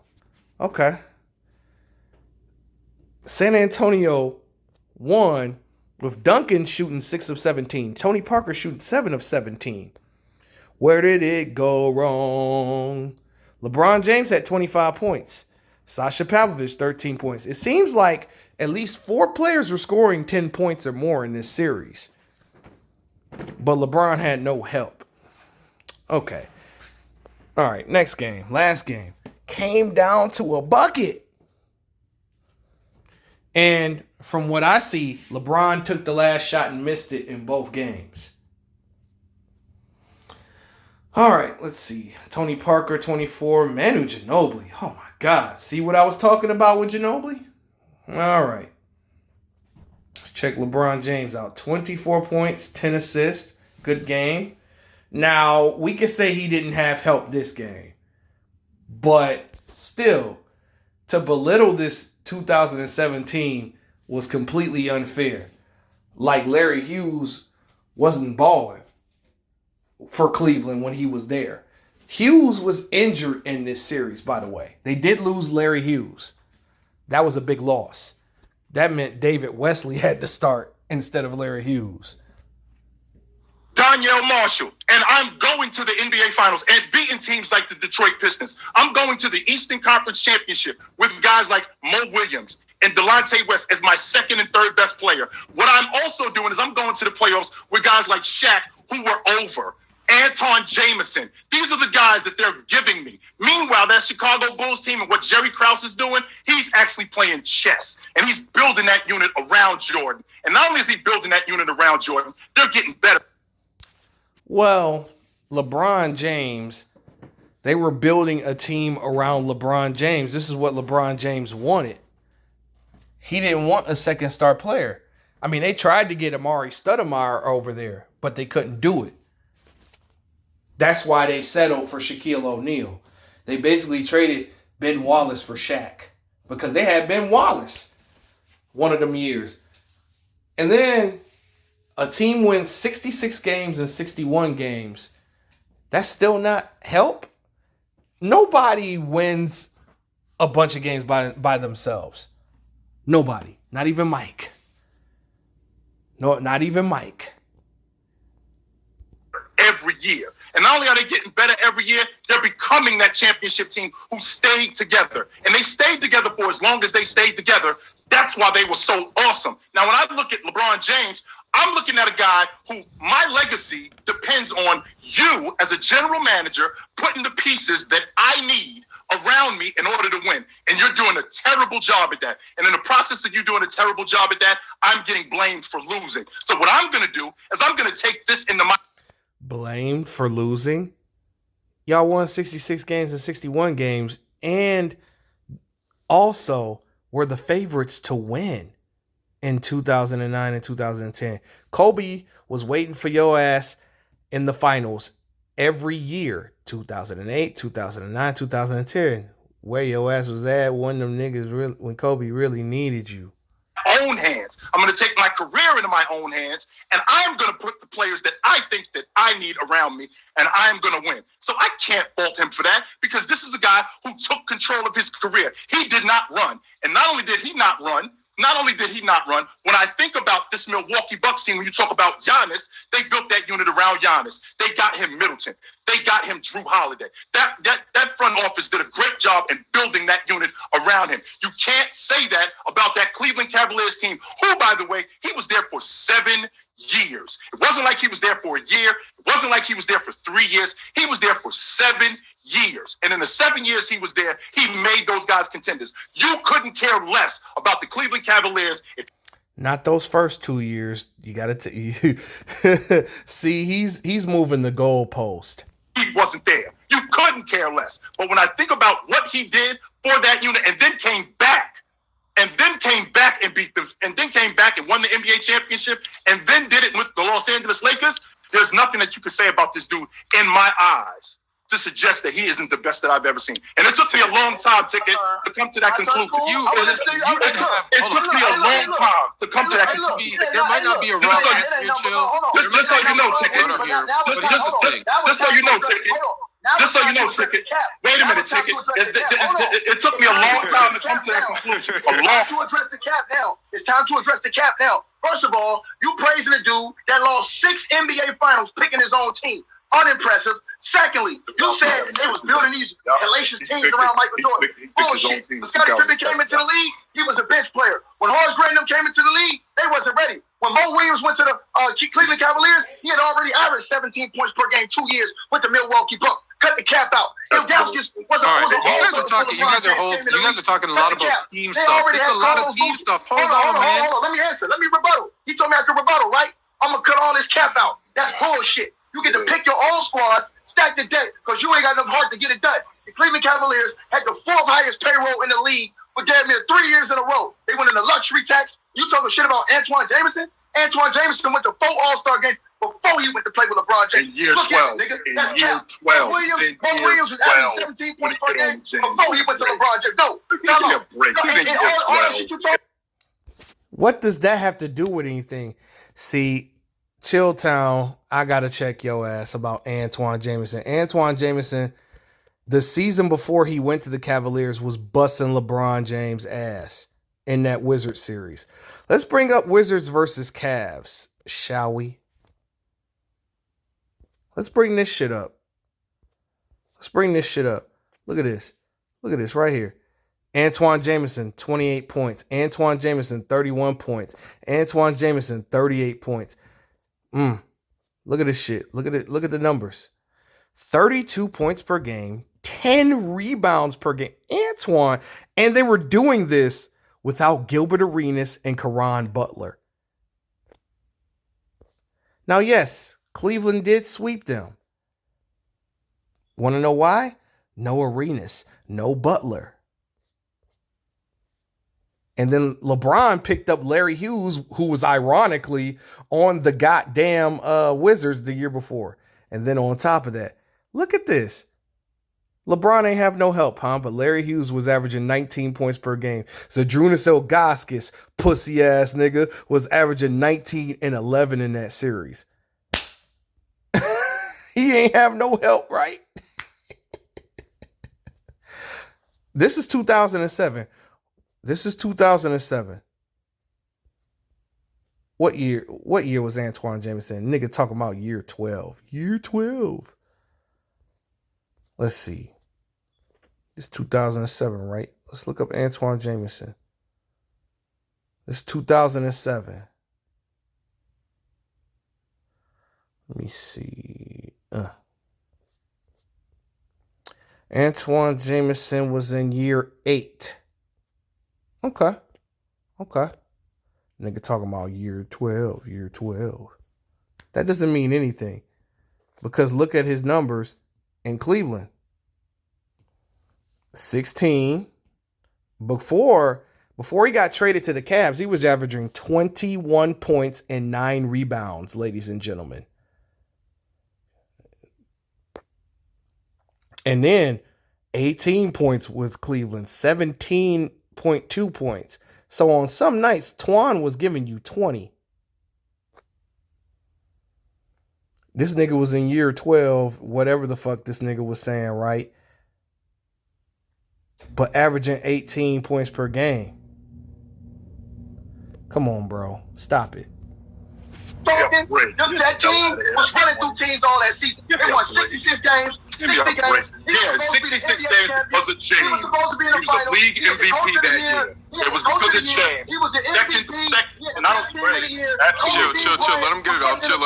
And Kobe went home with the Finals MVP. LeBron James lost to the Orlando Magic in 6 games, and Kobe Bryant swept that shit up quick. It was 35 a game in that series. That shit It was 35 a game in Hey, that series. ticket. Kobe was waiting for him in the chip. I hear that cat, man. And then he talking about Michael Jordan this, Michael Jordan that. No, man. Michael Jordan really went through the grind. Michael Jordan got his the hard way. Michael Jordan didn't get handouts. But Michael Jordan wanted to bring all his North Carolina buddies to the Bulls. They didn't want to give Michael Jordan all his little North Carolina buddies. They gave him what they wanted to give him. You act like Bill Winnington and them was, great players. Bill Cartwright and them was great players. You act like B.J. Armstrong was somebody before Mike. You act like John Jackson Ben Wallace was a great player, bro. You're not hearing me, bro. I'm saying was great. Fuck it, Ben he dominated the NBA for 4 or 5 years straight on one side of the basketball. The man made. Did this nigga just say that Ben Wallace is equivalent to B.J. Armstrong, bro? Stop disrespecting Ben Wallace. See, I could tell that Jason Williams still got hate in his heart for when we beat they ass in 05. Jason Williams a Ben Wallace hater, bro. out of here. Ticket, hold on. Give me some Ben Wallace shooting sign, bro. Yo, Shaq, I just have one question. I'm not even gonna get it. Y'all have this. And Ben Wallace. I'm out. I'm out. I'm done. No. It's not about. I said my piece. Jay Will said something. I just want to ask Ticket. The fact that you love Ben Wallace, you love this career, he dominated for those 4 years. He is the best. Hold on. He dominated for more than that. The 6. Right. So look, hold on real quick. Ben Wallace is the best block out dude in the world. Right. So this is my point. So the fact of the matter is that he was the best shot blocker exactly. and the best rebounder in the world. Perfect. Right. Ticket. So look, Ticket. Here it is. Jay Will. But he led the league in those categories. I got in the nothing to NBA, do with so it. he really was. I agree. Look, so let me ask you this quick question, Ticket. So shouldn't you give LeBron James a little credit for getting Ben Wallace the fuck out of here in the playoffs? Or no? Listen, he didn't. Ben wasn't on that team. Wait. Ben wasn't there when. Ether. Where was Ben at? Headshot. In Chicago. Where was Ben at? In Chicago. Ben was in Chicago? In 07? In the shot, nigga. Headshot. Wait. Ben Wallace was in Chicago in 07? In Chicago, nigga. In Chicago. LeBron was getting to the rack on Antonio McDyson, them niggas. I cannot wait. If this is no way. Ben Wallace. It's true. Ben Wallace was already gone. Like I said, when did Ben leave? Real niggas, no ass. After the 06 season, he left. When he lost Ben was in Cleveland. He was in Cleveland. After they lost in the Eastern Conference Championship in 06. Wait, Fluid, I want to hear what you have to say, but I have to go to Ron. That shit all cap, man. Listen, Ticket, let Ron get this off. Ticket. I don't want to mute you again. Ticket, no. Hold on. LeBron James have had dudes who've been established. All them dudes who went to him, Kyrie Irving, already an all-star in the NBA. Chris Bosh already was leading his own team. D-Wade, NBA Championship Finals MVP. Shall I keep going? Kevin Love, one of the best big men in the world. Also, I keep Anthony Davis. All right, Ticket. I hear you. Ticket, Ron. No. No, it's just one more question. He said he was in Chicago, and I just looked at it. So when he left, that means the Pistons still continued to go to the Eastern Conference Finals. So Ben wasn't there for all 6. He was there for 4. No. Ticket. Ticket. No, we're not doing it. Ron, and then Fluent, speak your piece, and let's In speak your piece. I'm sorry, Shaq. I'm sorry, Shaq. I can handle it. I can handle it. It's 1,000 people in. It's 1,000 people. It's 1,000 people in here. Please like the video up. Ticket is talking. Yeah, I know. Ticket is talking, but let Ron talk. Yo, so obviously I'm gonna talk on Wednesday. We talking about LeBron and Jordan. Obviously you splitting hairs. But the reason why I take Jordan is for one simple reason.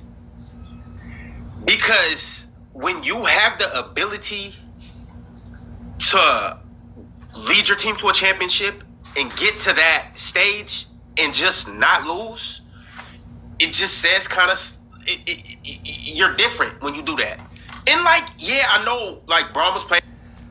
I'll simplify this shit for y'all.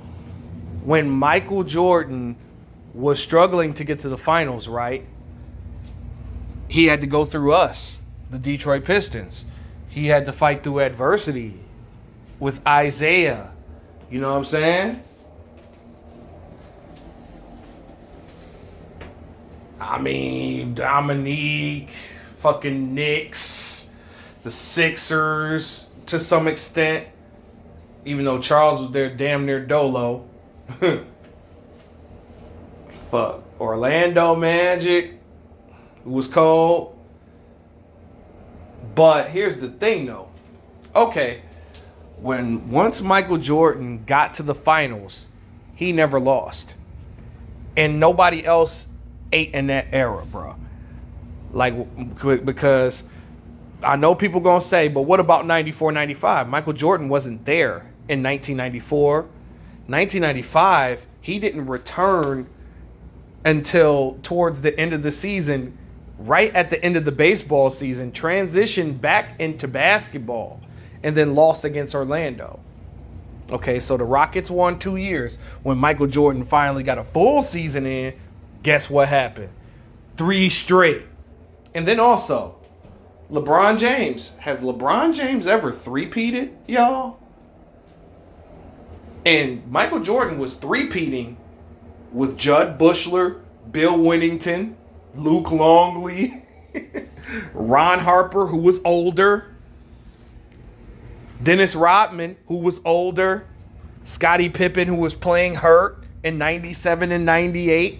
So Michael Jordan didn't necessarily have 2 of those years in that three-peat. He didn't have his second score 100%.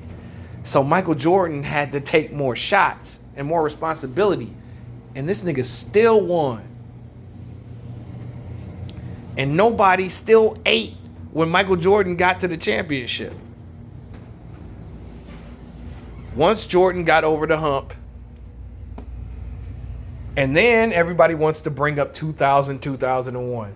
Michael Jordan was 38, 39 years old, playing with Tyronn Lue, LaRon Profit, Kwame Brown, Rip Hamilton, an older Jerry Stackhouse.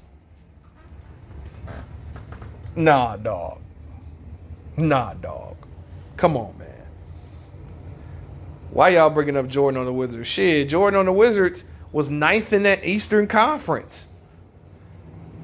On fucked up ass knees. Still busting 50. Getting his knee drained every game. And the funny thing is, LeBron had more talent on that team last year than Jordan had on the Wizards. And the Lakers were 11th and Michael Jordan was 9th. It's really no comparison, y'all. It's really no comparison. So my man with the dreads is right. Against an all-time Warriors team. Yeah, but it's just, when you take those L's, you take those L's. Everybody has circumstances, but it just with that on his resume, I can't put him over MJ just because of that. MJ is the ultimate winner. Ultimate winner. When you break down all sports, you got Tom Brady, Jordan. And it's Bill just with that, bro, winning matters. Fluent, please speak your piece. Wait, here's the thing. There's no wrong answer. Go ahead, Jay. Just real quick. If you talk about winning, what about Bill Russell? I mean, Bill's one of them ones, but at the same time, it's like because we go from winning, but then when you clump all these guys together, then you get the scales too. Yeah.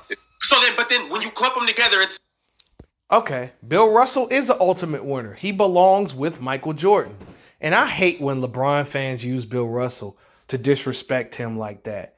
But here's the thing, though.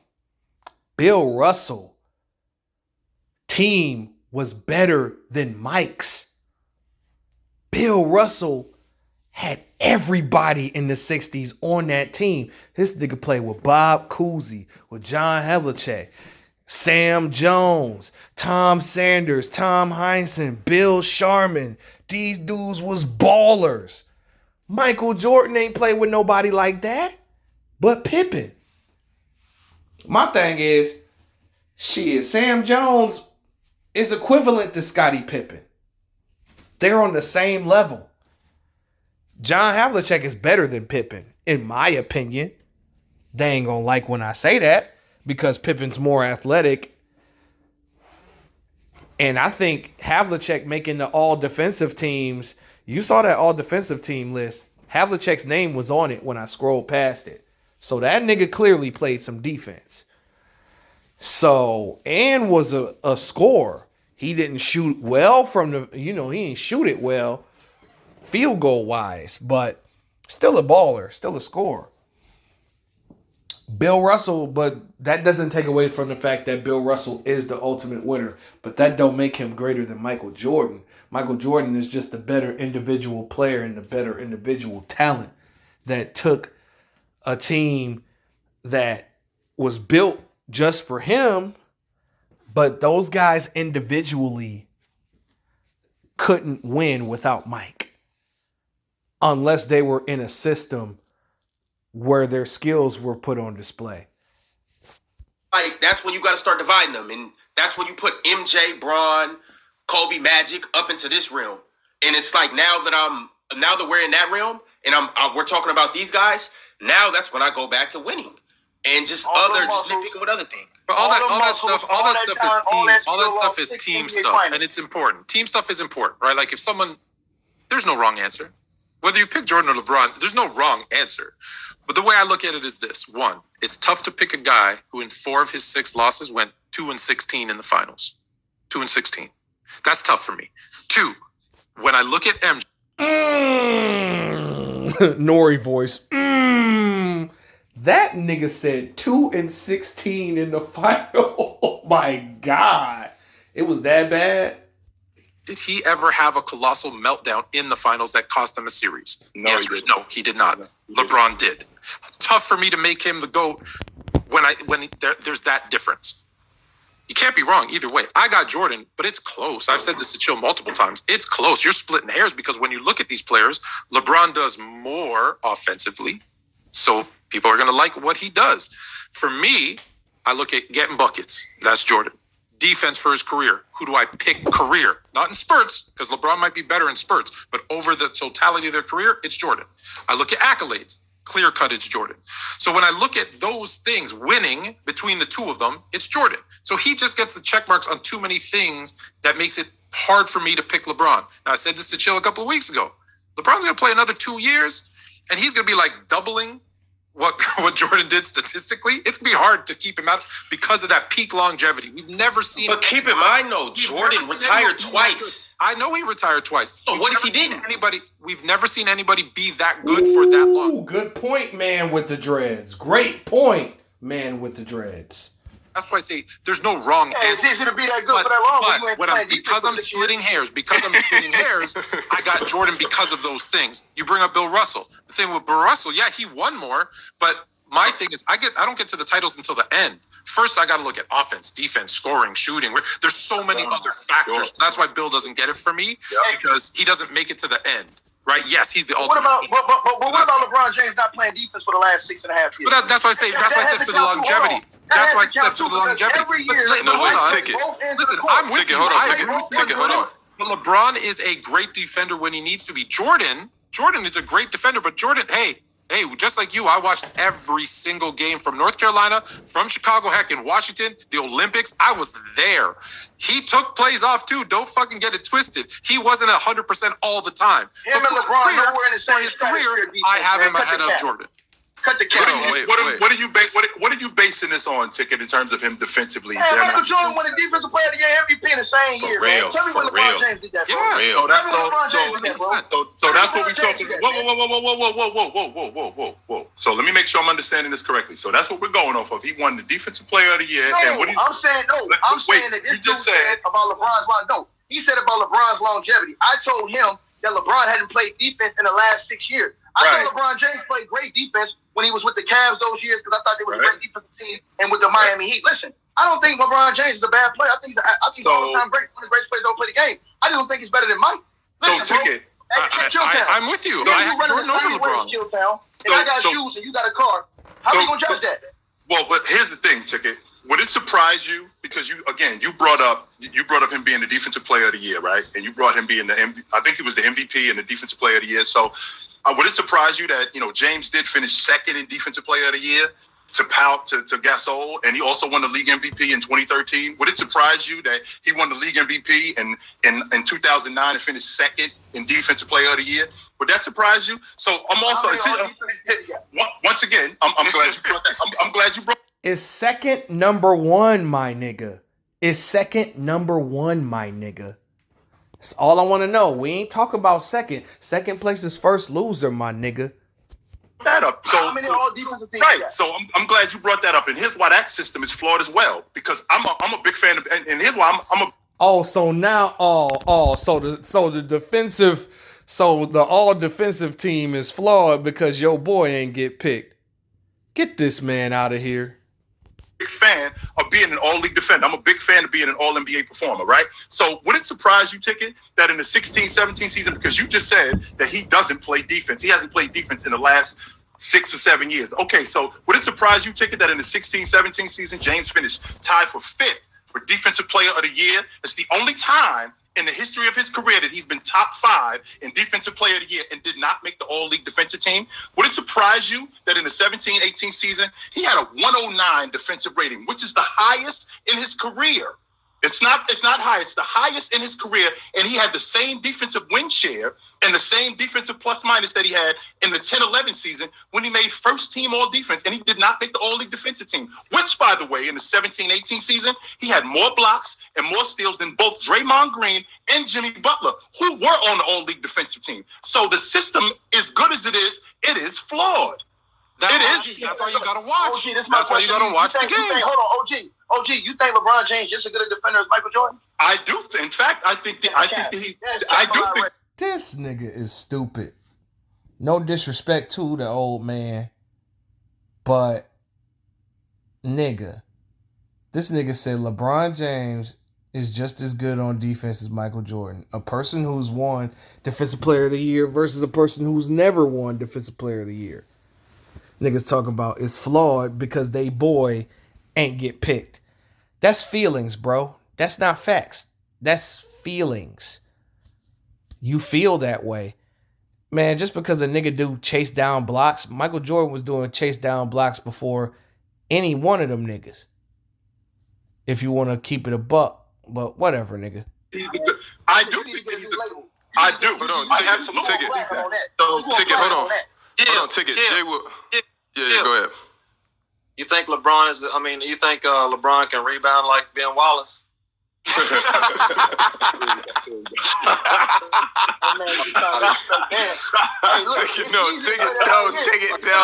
please, no. I don't want to do this. Hey, look, Jack, you started this. Just so you know, Shaq. Ticket is cool.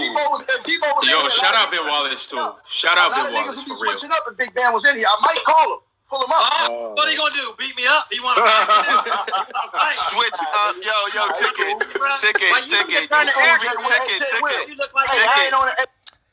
You see the shots? The shots at Ben Wallace continue, bro. Jason Williams hate this man, dog. This nigga Jason, you know what Jason Williams remind me of? This nigga remind me of Irv Gotti when he talk about Ashanti. Because he mad because they beat him in 05. Y'all got him in 06. Let that shit go. Y'all got him. Y'all got Get Back, goddammit. And you retired an NBA champion, nigga. Shut the fuck up. I ain't on that. I ain't on that. Why would you mean to switch up though? What you mean switch up? Who you think is on here though? Like, why would somebody switch up? Like, look, man, listen. Like, stop. Like, no, we talking basketball. Don't do that. Stop that. Disrespect. Hold on. Stop that. No, stop. Switch up. Bring him up here. What do you mean switch up? Get that shit out. We ain't doing that. Switch nothing up. Like, stop that. Like, cut it out, bro. It don't matter. Run, track, bicycle. Like, what you? It's basketball, dog. We're not doing that. You can stand, sit down, whatever. 10 toes. Yo, Shaq is nasty for this. Shaq's nasty. Come on, cuz. Yo, listen, my man. Stop being so sensitive, because not no one up here don't like Ben Wallace. So stop being so sensitive. I'm not After we listening. can get off, you can hug up with your Detroit Pistons. You can put on your Detroit Pistons sweater and pillow and all that. I've been here long enough. It ain't just us. It ain't just us. Here's the thing, though. Ticket's not even a Pistons fan. He's a Los Angeles Lakers fan. You could tell these niggas did not watch Ben Wallace play basketball.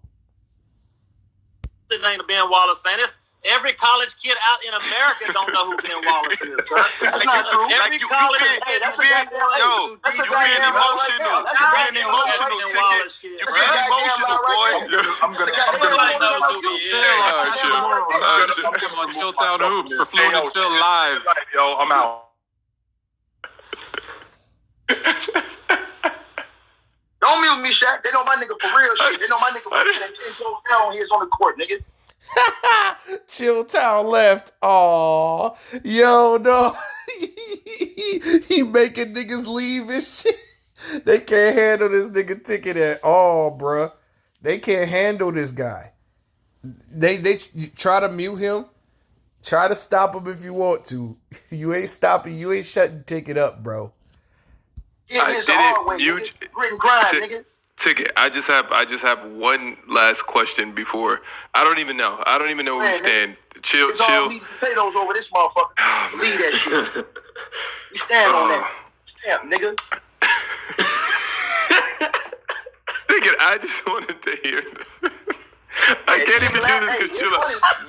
It's funny, right? It's funny, right, Playboy? Yeah, nigga. Like I said, ain't none of them niggas to say gonna take him out the Hall of Fame, nigga. Four Defensive Player of the Year awards, should have been 5. Yo, my man. No one is disrespecting Ben Wallace. You talking about bring him up here and people. Yes, you are. You all are discrediting Ben Wallace's impact on the defensive end.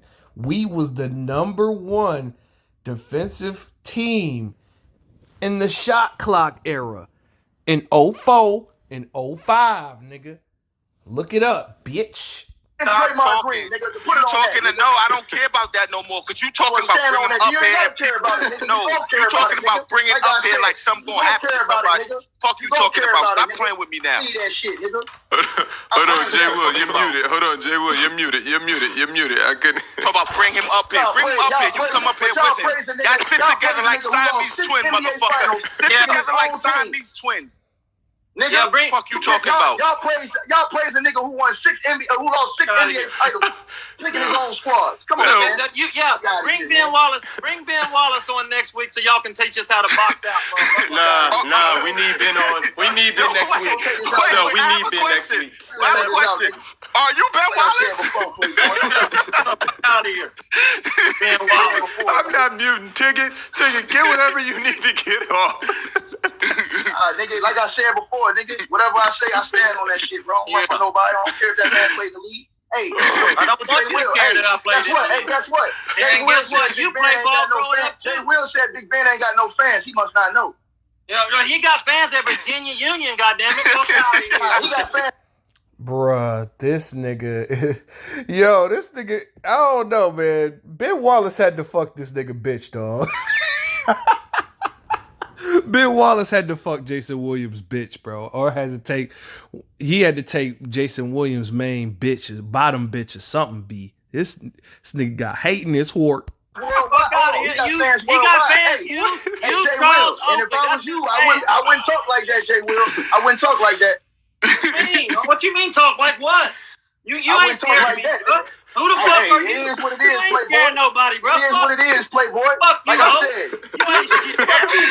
Fuck you, Fuck you, geek ass, pussy ass nigga. You ain't got me. You fuck. Take that motherfucking heat hat off. Where's my mute button? Nope. Yo, thank you for tuning in to episode of the episode 2 of the Jason Williams Show. You my fan. Nobody knows who you are. Nobody knows you. Shaq, mute this. Nobody know you but big. Get out there with them boys. I'm telling you right now. Hey, the reason why I say that, you coming down with all the behind the back passes, behind the head shit, and all they doing is just coming off. All they gotta do is just be set. If they just come off just ready to just catch the rock, them dudes hit shots from anywhere. I'm just saying, bro. That's why I would love to see Draymond in another system with a good team, just to see if he had the same output. Because y'all said, Chilltown said one thing. He said, nah, it wouldn't have been a high-low if he played with Embiid. That's what I'm saying. So what would Draymond have done? He would have taken. He wouldn't have been able to do what he did in Golden State. Because guess what? James Harden bring the ball to the court every time. So when he's taking the ball hands out, Just said that. But we're lucky to play in the right system. No, for real. Really. Let me ask you this ticket real quick. If you think Steph and Clay would be as good as they are now without Draymond? Yeah, bro, that's why I told you. Listen, y'all clown Paul Millsap, but Paul Millsap made all-star teams. I ain't saying no. Paul Millsap was a bad boy. Paul Millsap was, but he ain't. Oh, now you're switching up. Now Paul Millsap is a bad boy. Yo, man, I'm confused. Now he's a bad boy. So is we serious as we talking shit, man? I'm confused. Draymond Green. And I don't think you think Steph Curry and Klay Thompson will be just as good without Draymond Green? Yes. Absolutely. Now, will they have won as many championships without Draymond Green? No. But would they have won a couple of championships? Absolutely. Listen, what Jay Will, yes or no? Saying. Yes or no? Remember, yes, hold on. Listen, yes, because if they had Paul Millsap, he was playing in the same type of system they had in Atlanta. They won 60 games with the But he doesn't do what Draymond does. They don't do the same Bro, thing. he was playing with lesser, hold on. He was playing with lesser shooters and Kyle Korver and those guys in Atlanta. They won 60 games. He was an all-star. Wait a minute. So you think if you put in with Steph and Clay? Wait a minute. Lesser shooter, Kyle Korver will shoot the shit out of that son bitch now. No, but I'm saying, but you still got Clay over Kyle Korver all the time. Right, I do, for sure. For sure. But so what I'm saying, when you got Steph and Clay, it's hard to guard both of those guys at the same time. Right, but you also allow Stephen Clay to be Stephen Clay by Draymond doing what he does, which is defend everywhere, initiate the offense. If there isn't someone, if there isn't someone doing all those things, Steph and Clay don't get to be who they are. If Steph has to defend the point guard, the whole half court, he's going to be tired. He's not going to shoot he's not going to be as effective. If he has to initiate the offense and be the primary ball handler and distributor, he's not going to get as many shots. So yes, Steph and Clay make Draymond better. Draymond also makes them better because he allows them to be themselves. Clay had 60 point on 18. What the fuck is Draymond have to allow, bro?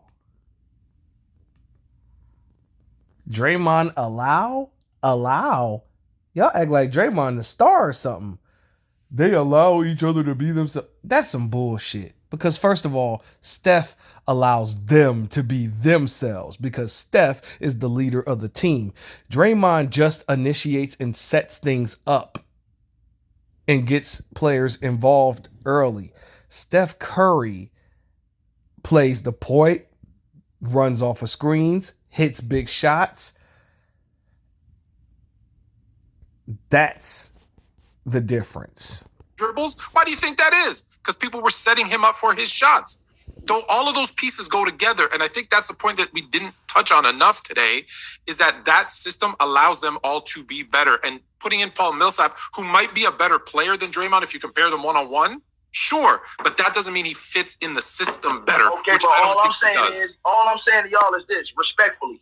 I don't think just because you're a great role player on your team, that makes you a Hall of Famer. I think that a Hall of Famer, his game should be able to travel. I think if you were a Hall of Famer in Chicago, Hall of Famers are different. Hall of Famers are different. Hall of Famers are different debate because I don't think half the guys should be in the Hall of Fame. That's what I'm saying. Hold on. But it's not. It's the Basketball Hall of Fame. Hold on. It's the Basketball Hall of Fame, which means since you started as a 6-year-old, technically, it's all being counted. Hold on. That's what I'm saying. You can't really use Ticket. Hold on.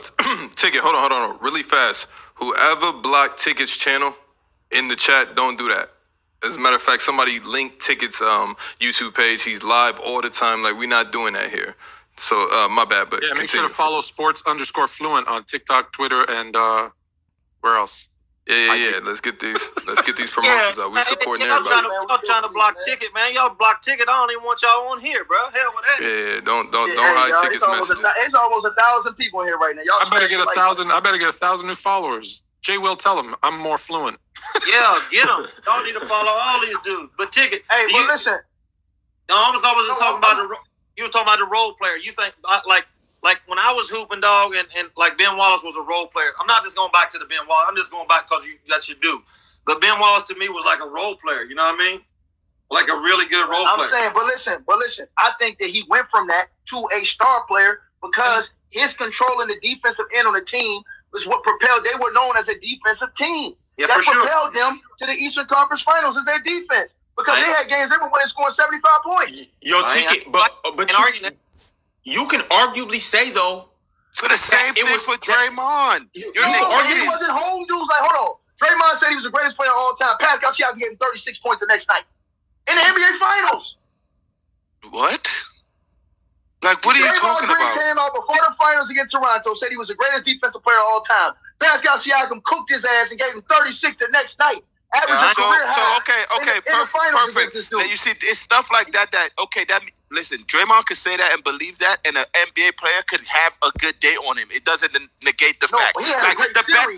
Like whatever the case may be, the best. Let's say Kevin Durant. I'm the best scorer ever. He had a terrible thing against Boston, but people still look at him as one of the best scorers ever. It happens. My man, the reason why I said that Ben Wallace stopped Kobe and Shaq in their prime.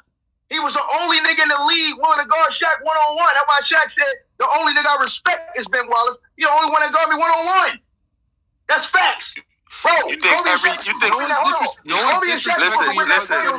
I promise you. Listen, and I'll put this to y'all too, Anthony. I'll put this to y'all too. If the Pistons, if Joe Dumars wouldn't have fucked up the draft, Joe Dumars wouldn't have fucked up the draft, and they would have drafted Carmelo Anthony like they were supposed to, they'd have won more chips because they would have had the offense they needed in those series. That's why they lost. Definitely.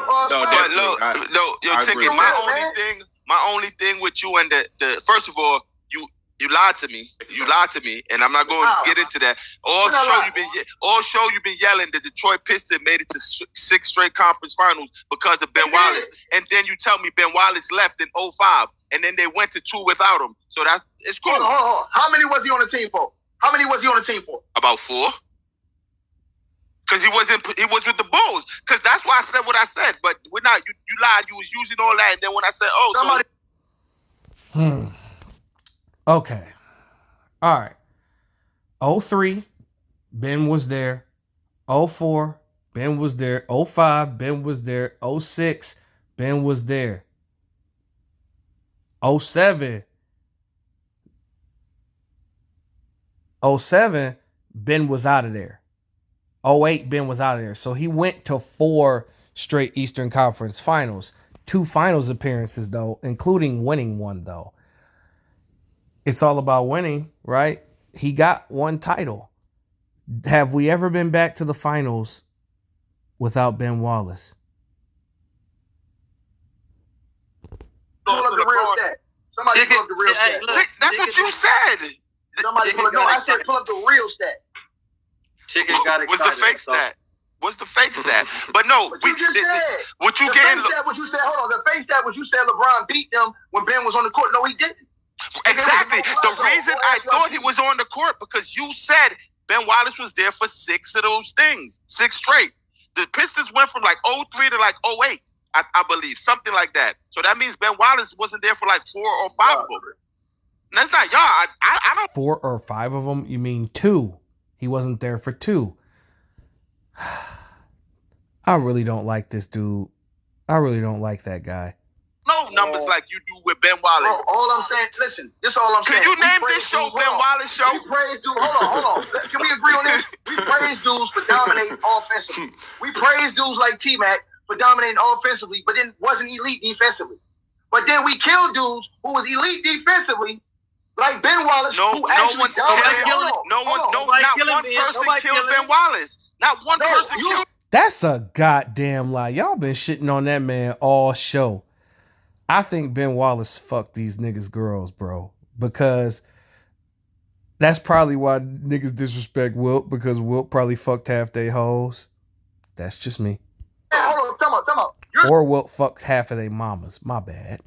You're saying, and I'm telling you, that if you ask all those players, if you go down the list, you can go to LeBron himself. I agree with you. Yes, I agree. But if you ask them players about Draymond Green, they'll say the same thing. Hey, yo, Tiki. I agree. You know Draymond was guarding Jokic. Bro, I agree. But then Draymond was guarding Jokic. That's similar to Ben Wallace guarding Shaq. Size-wise. No, it's not. Oh, man. Let's pull up them numbers when Draymond was guarding Joker, shall we? Let's pull up Nikola Jokic numbers. Let's see. Warriors versus Nuggets. Oh, man. This is embarrassing. These niggas is crazy, bro. But okay.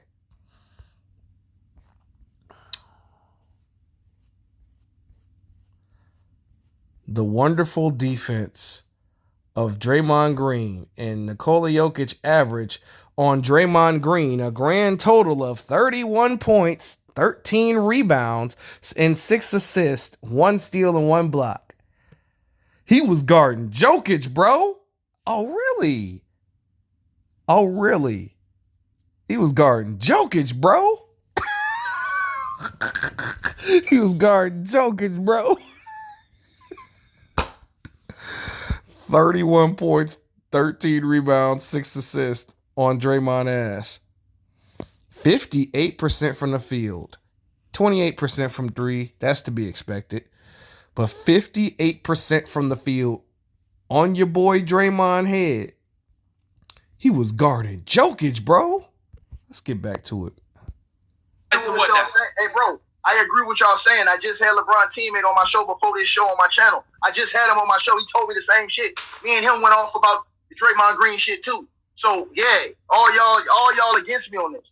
There's only a few people that's with me on this. That's actually in the league. All the homies that's in the league that y'all seen on my channel, them dudes all go against me on this Draymond shit. I don't agree with none of them, but I'm gonna stand on what I believe in.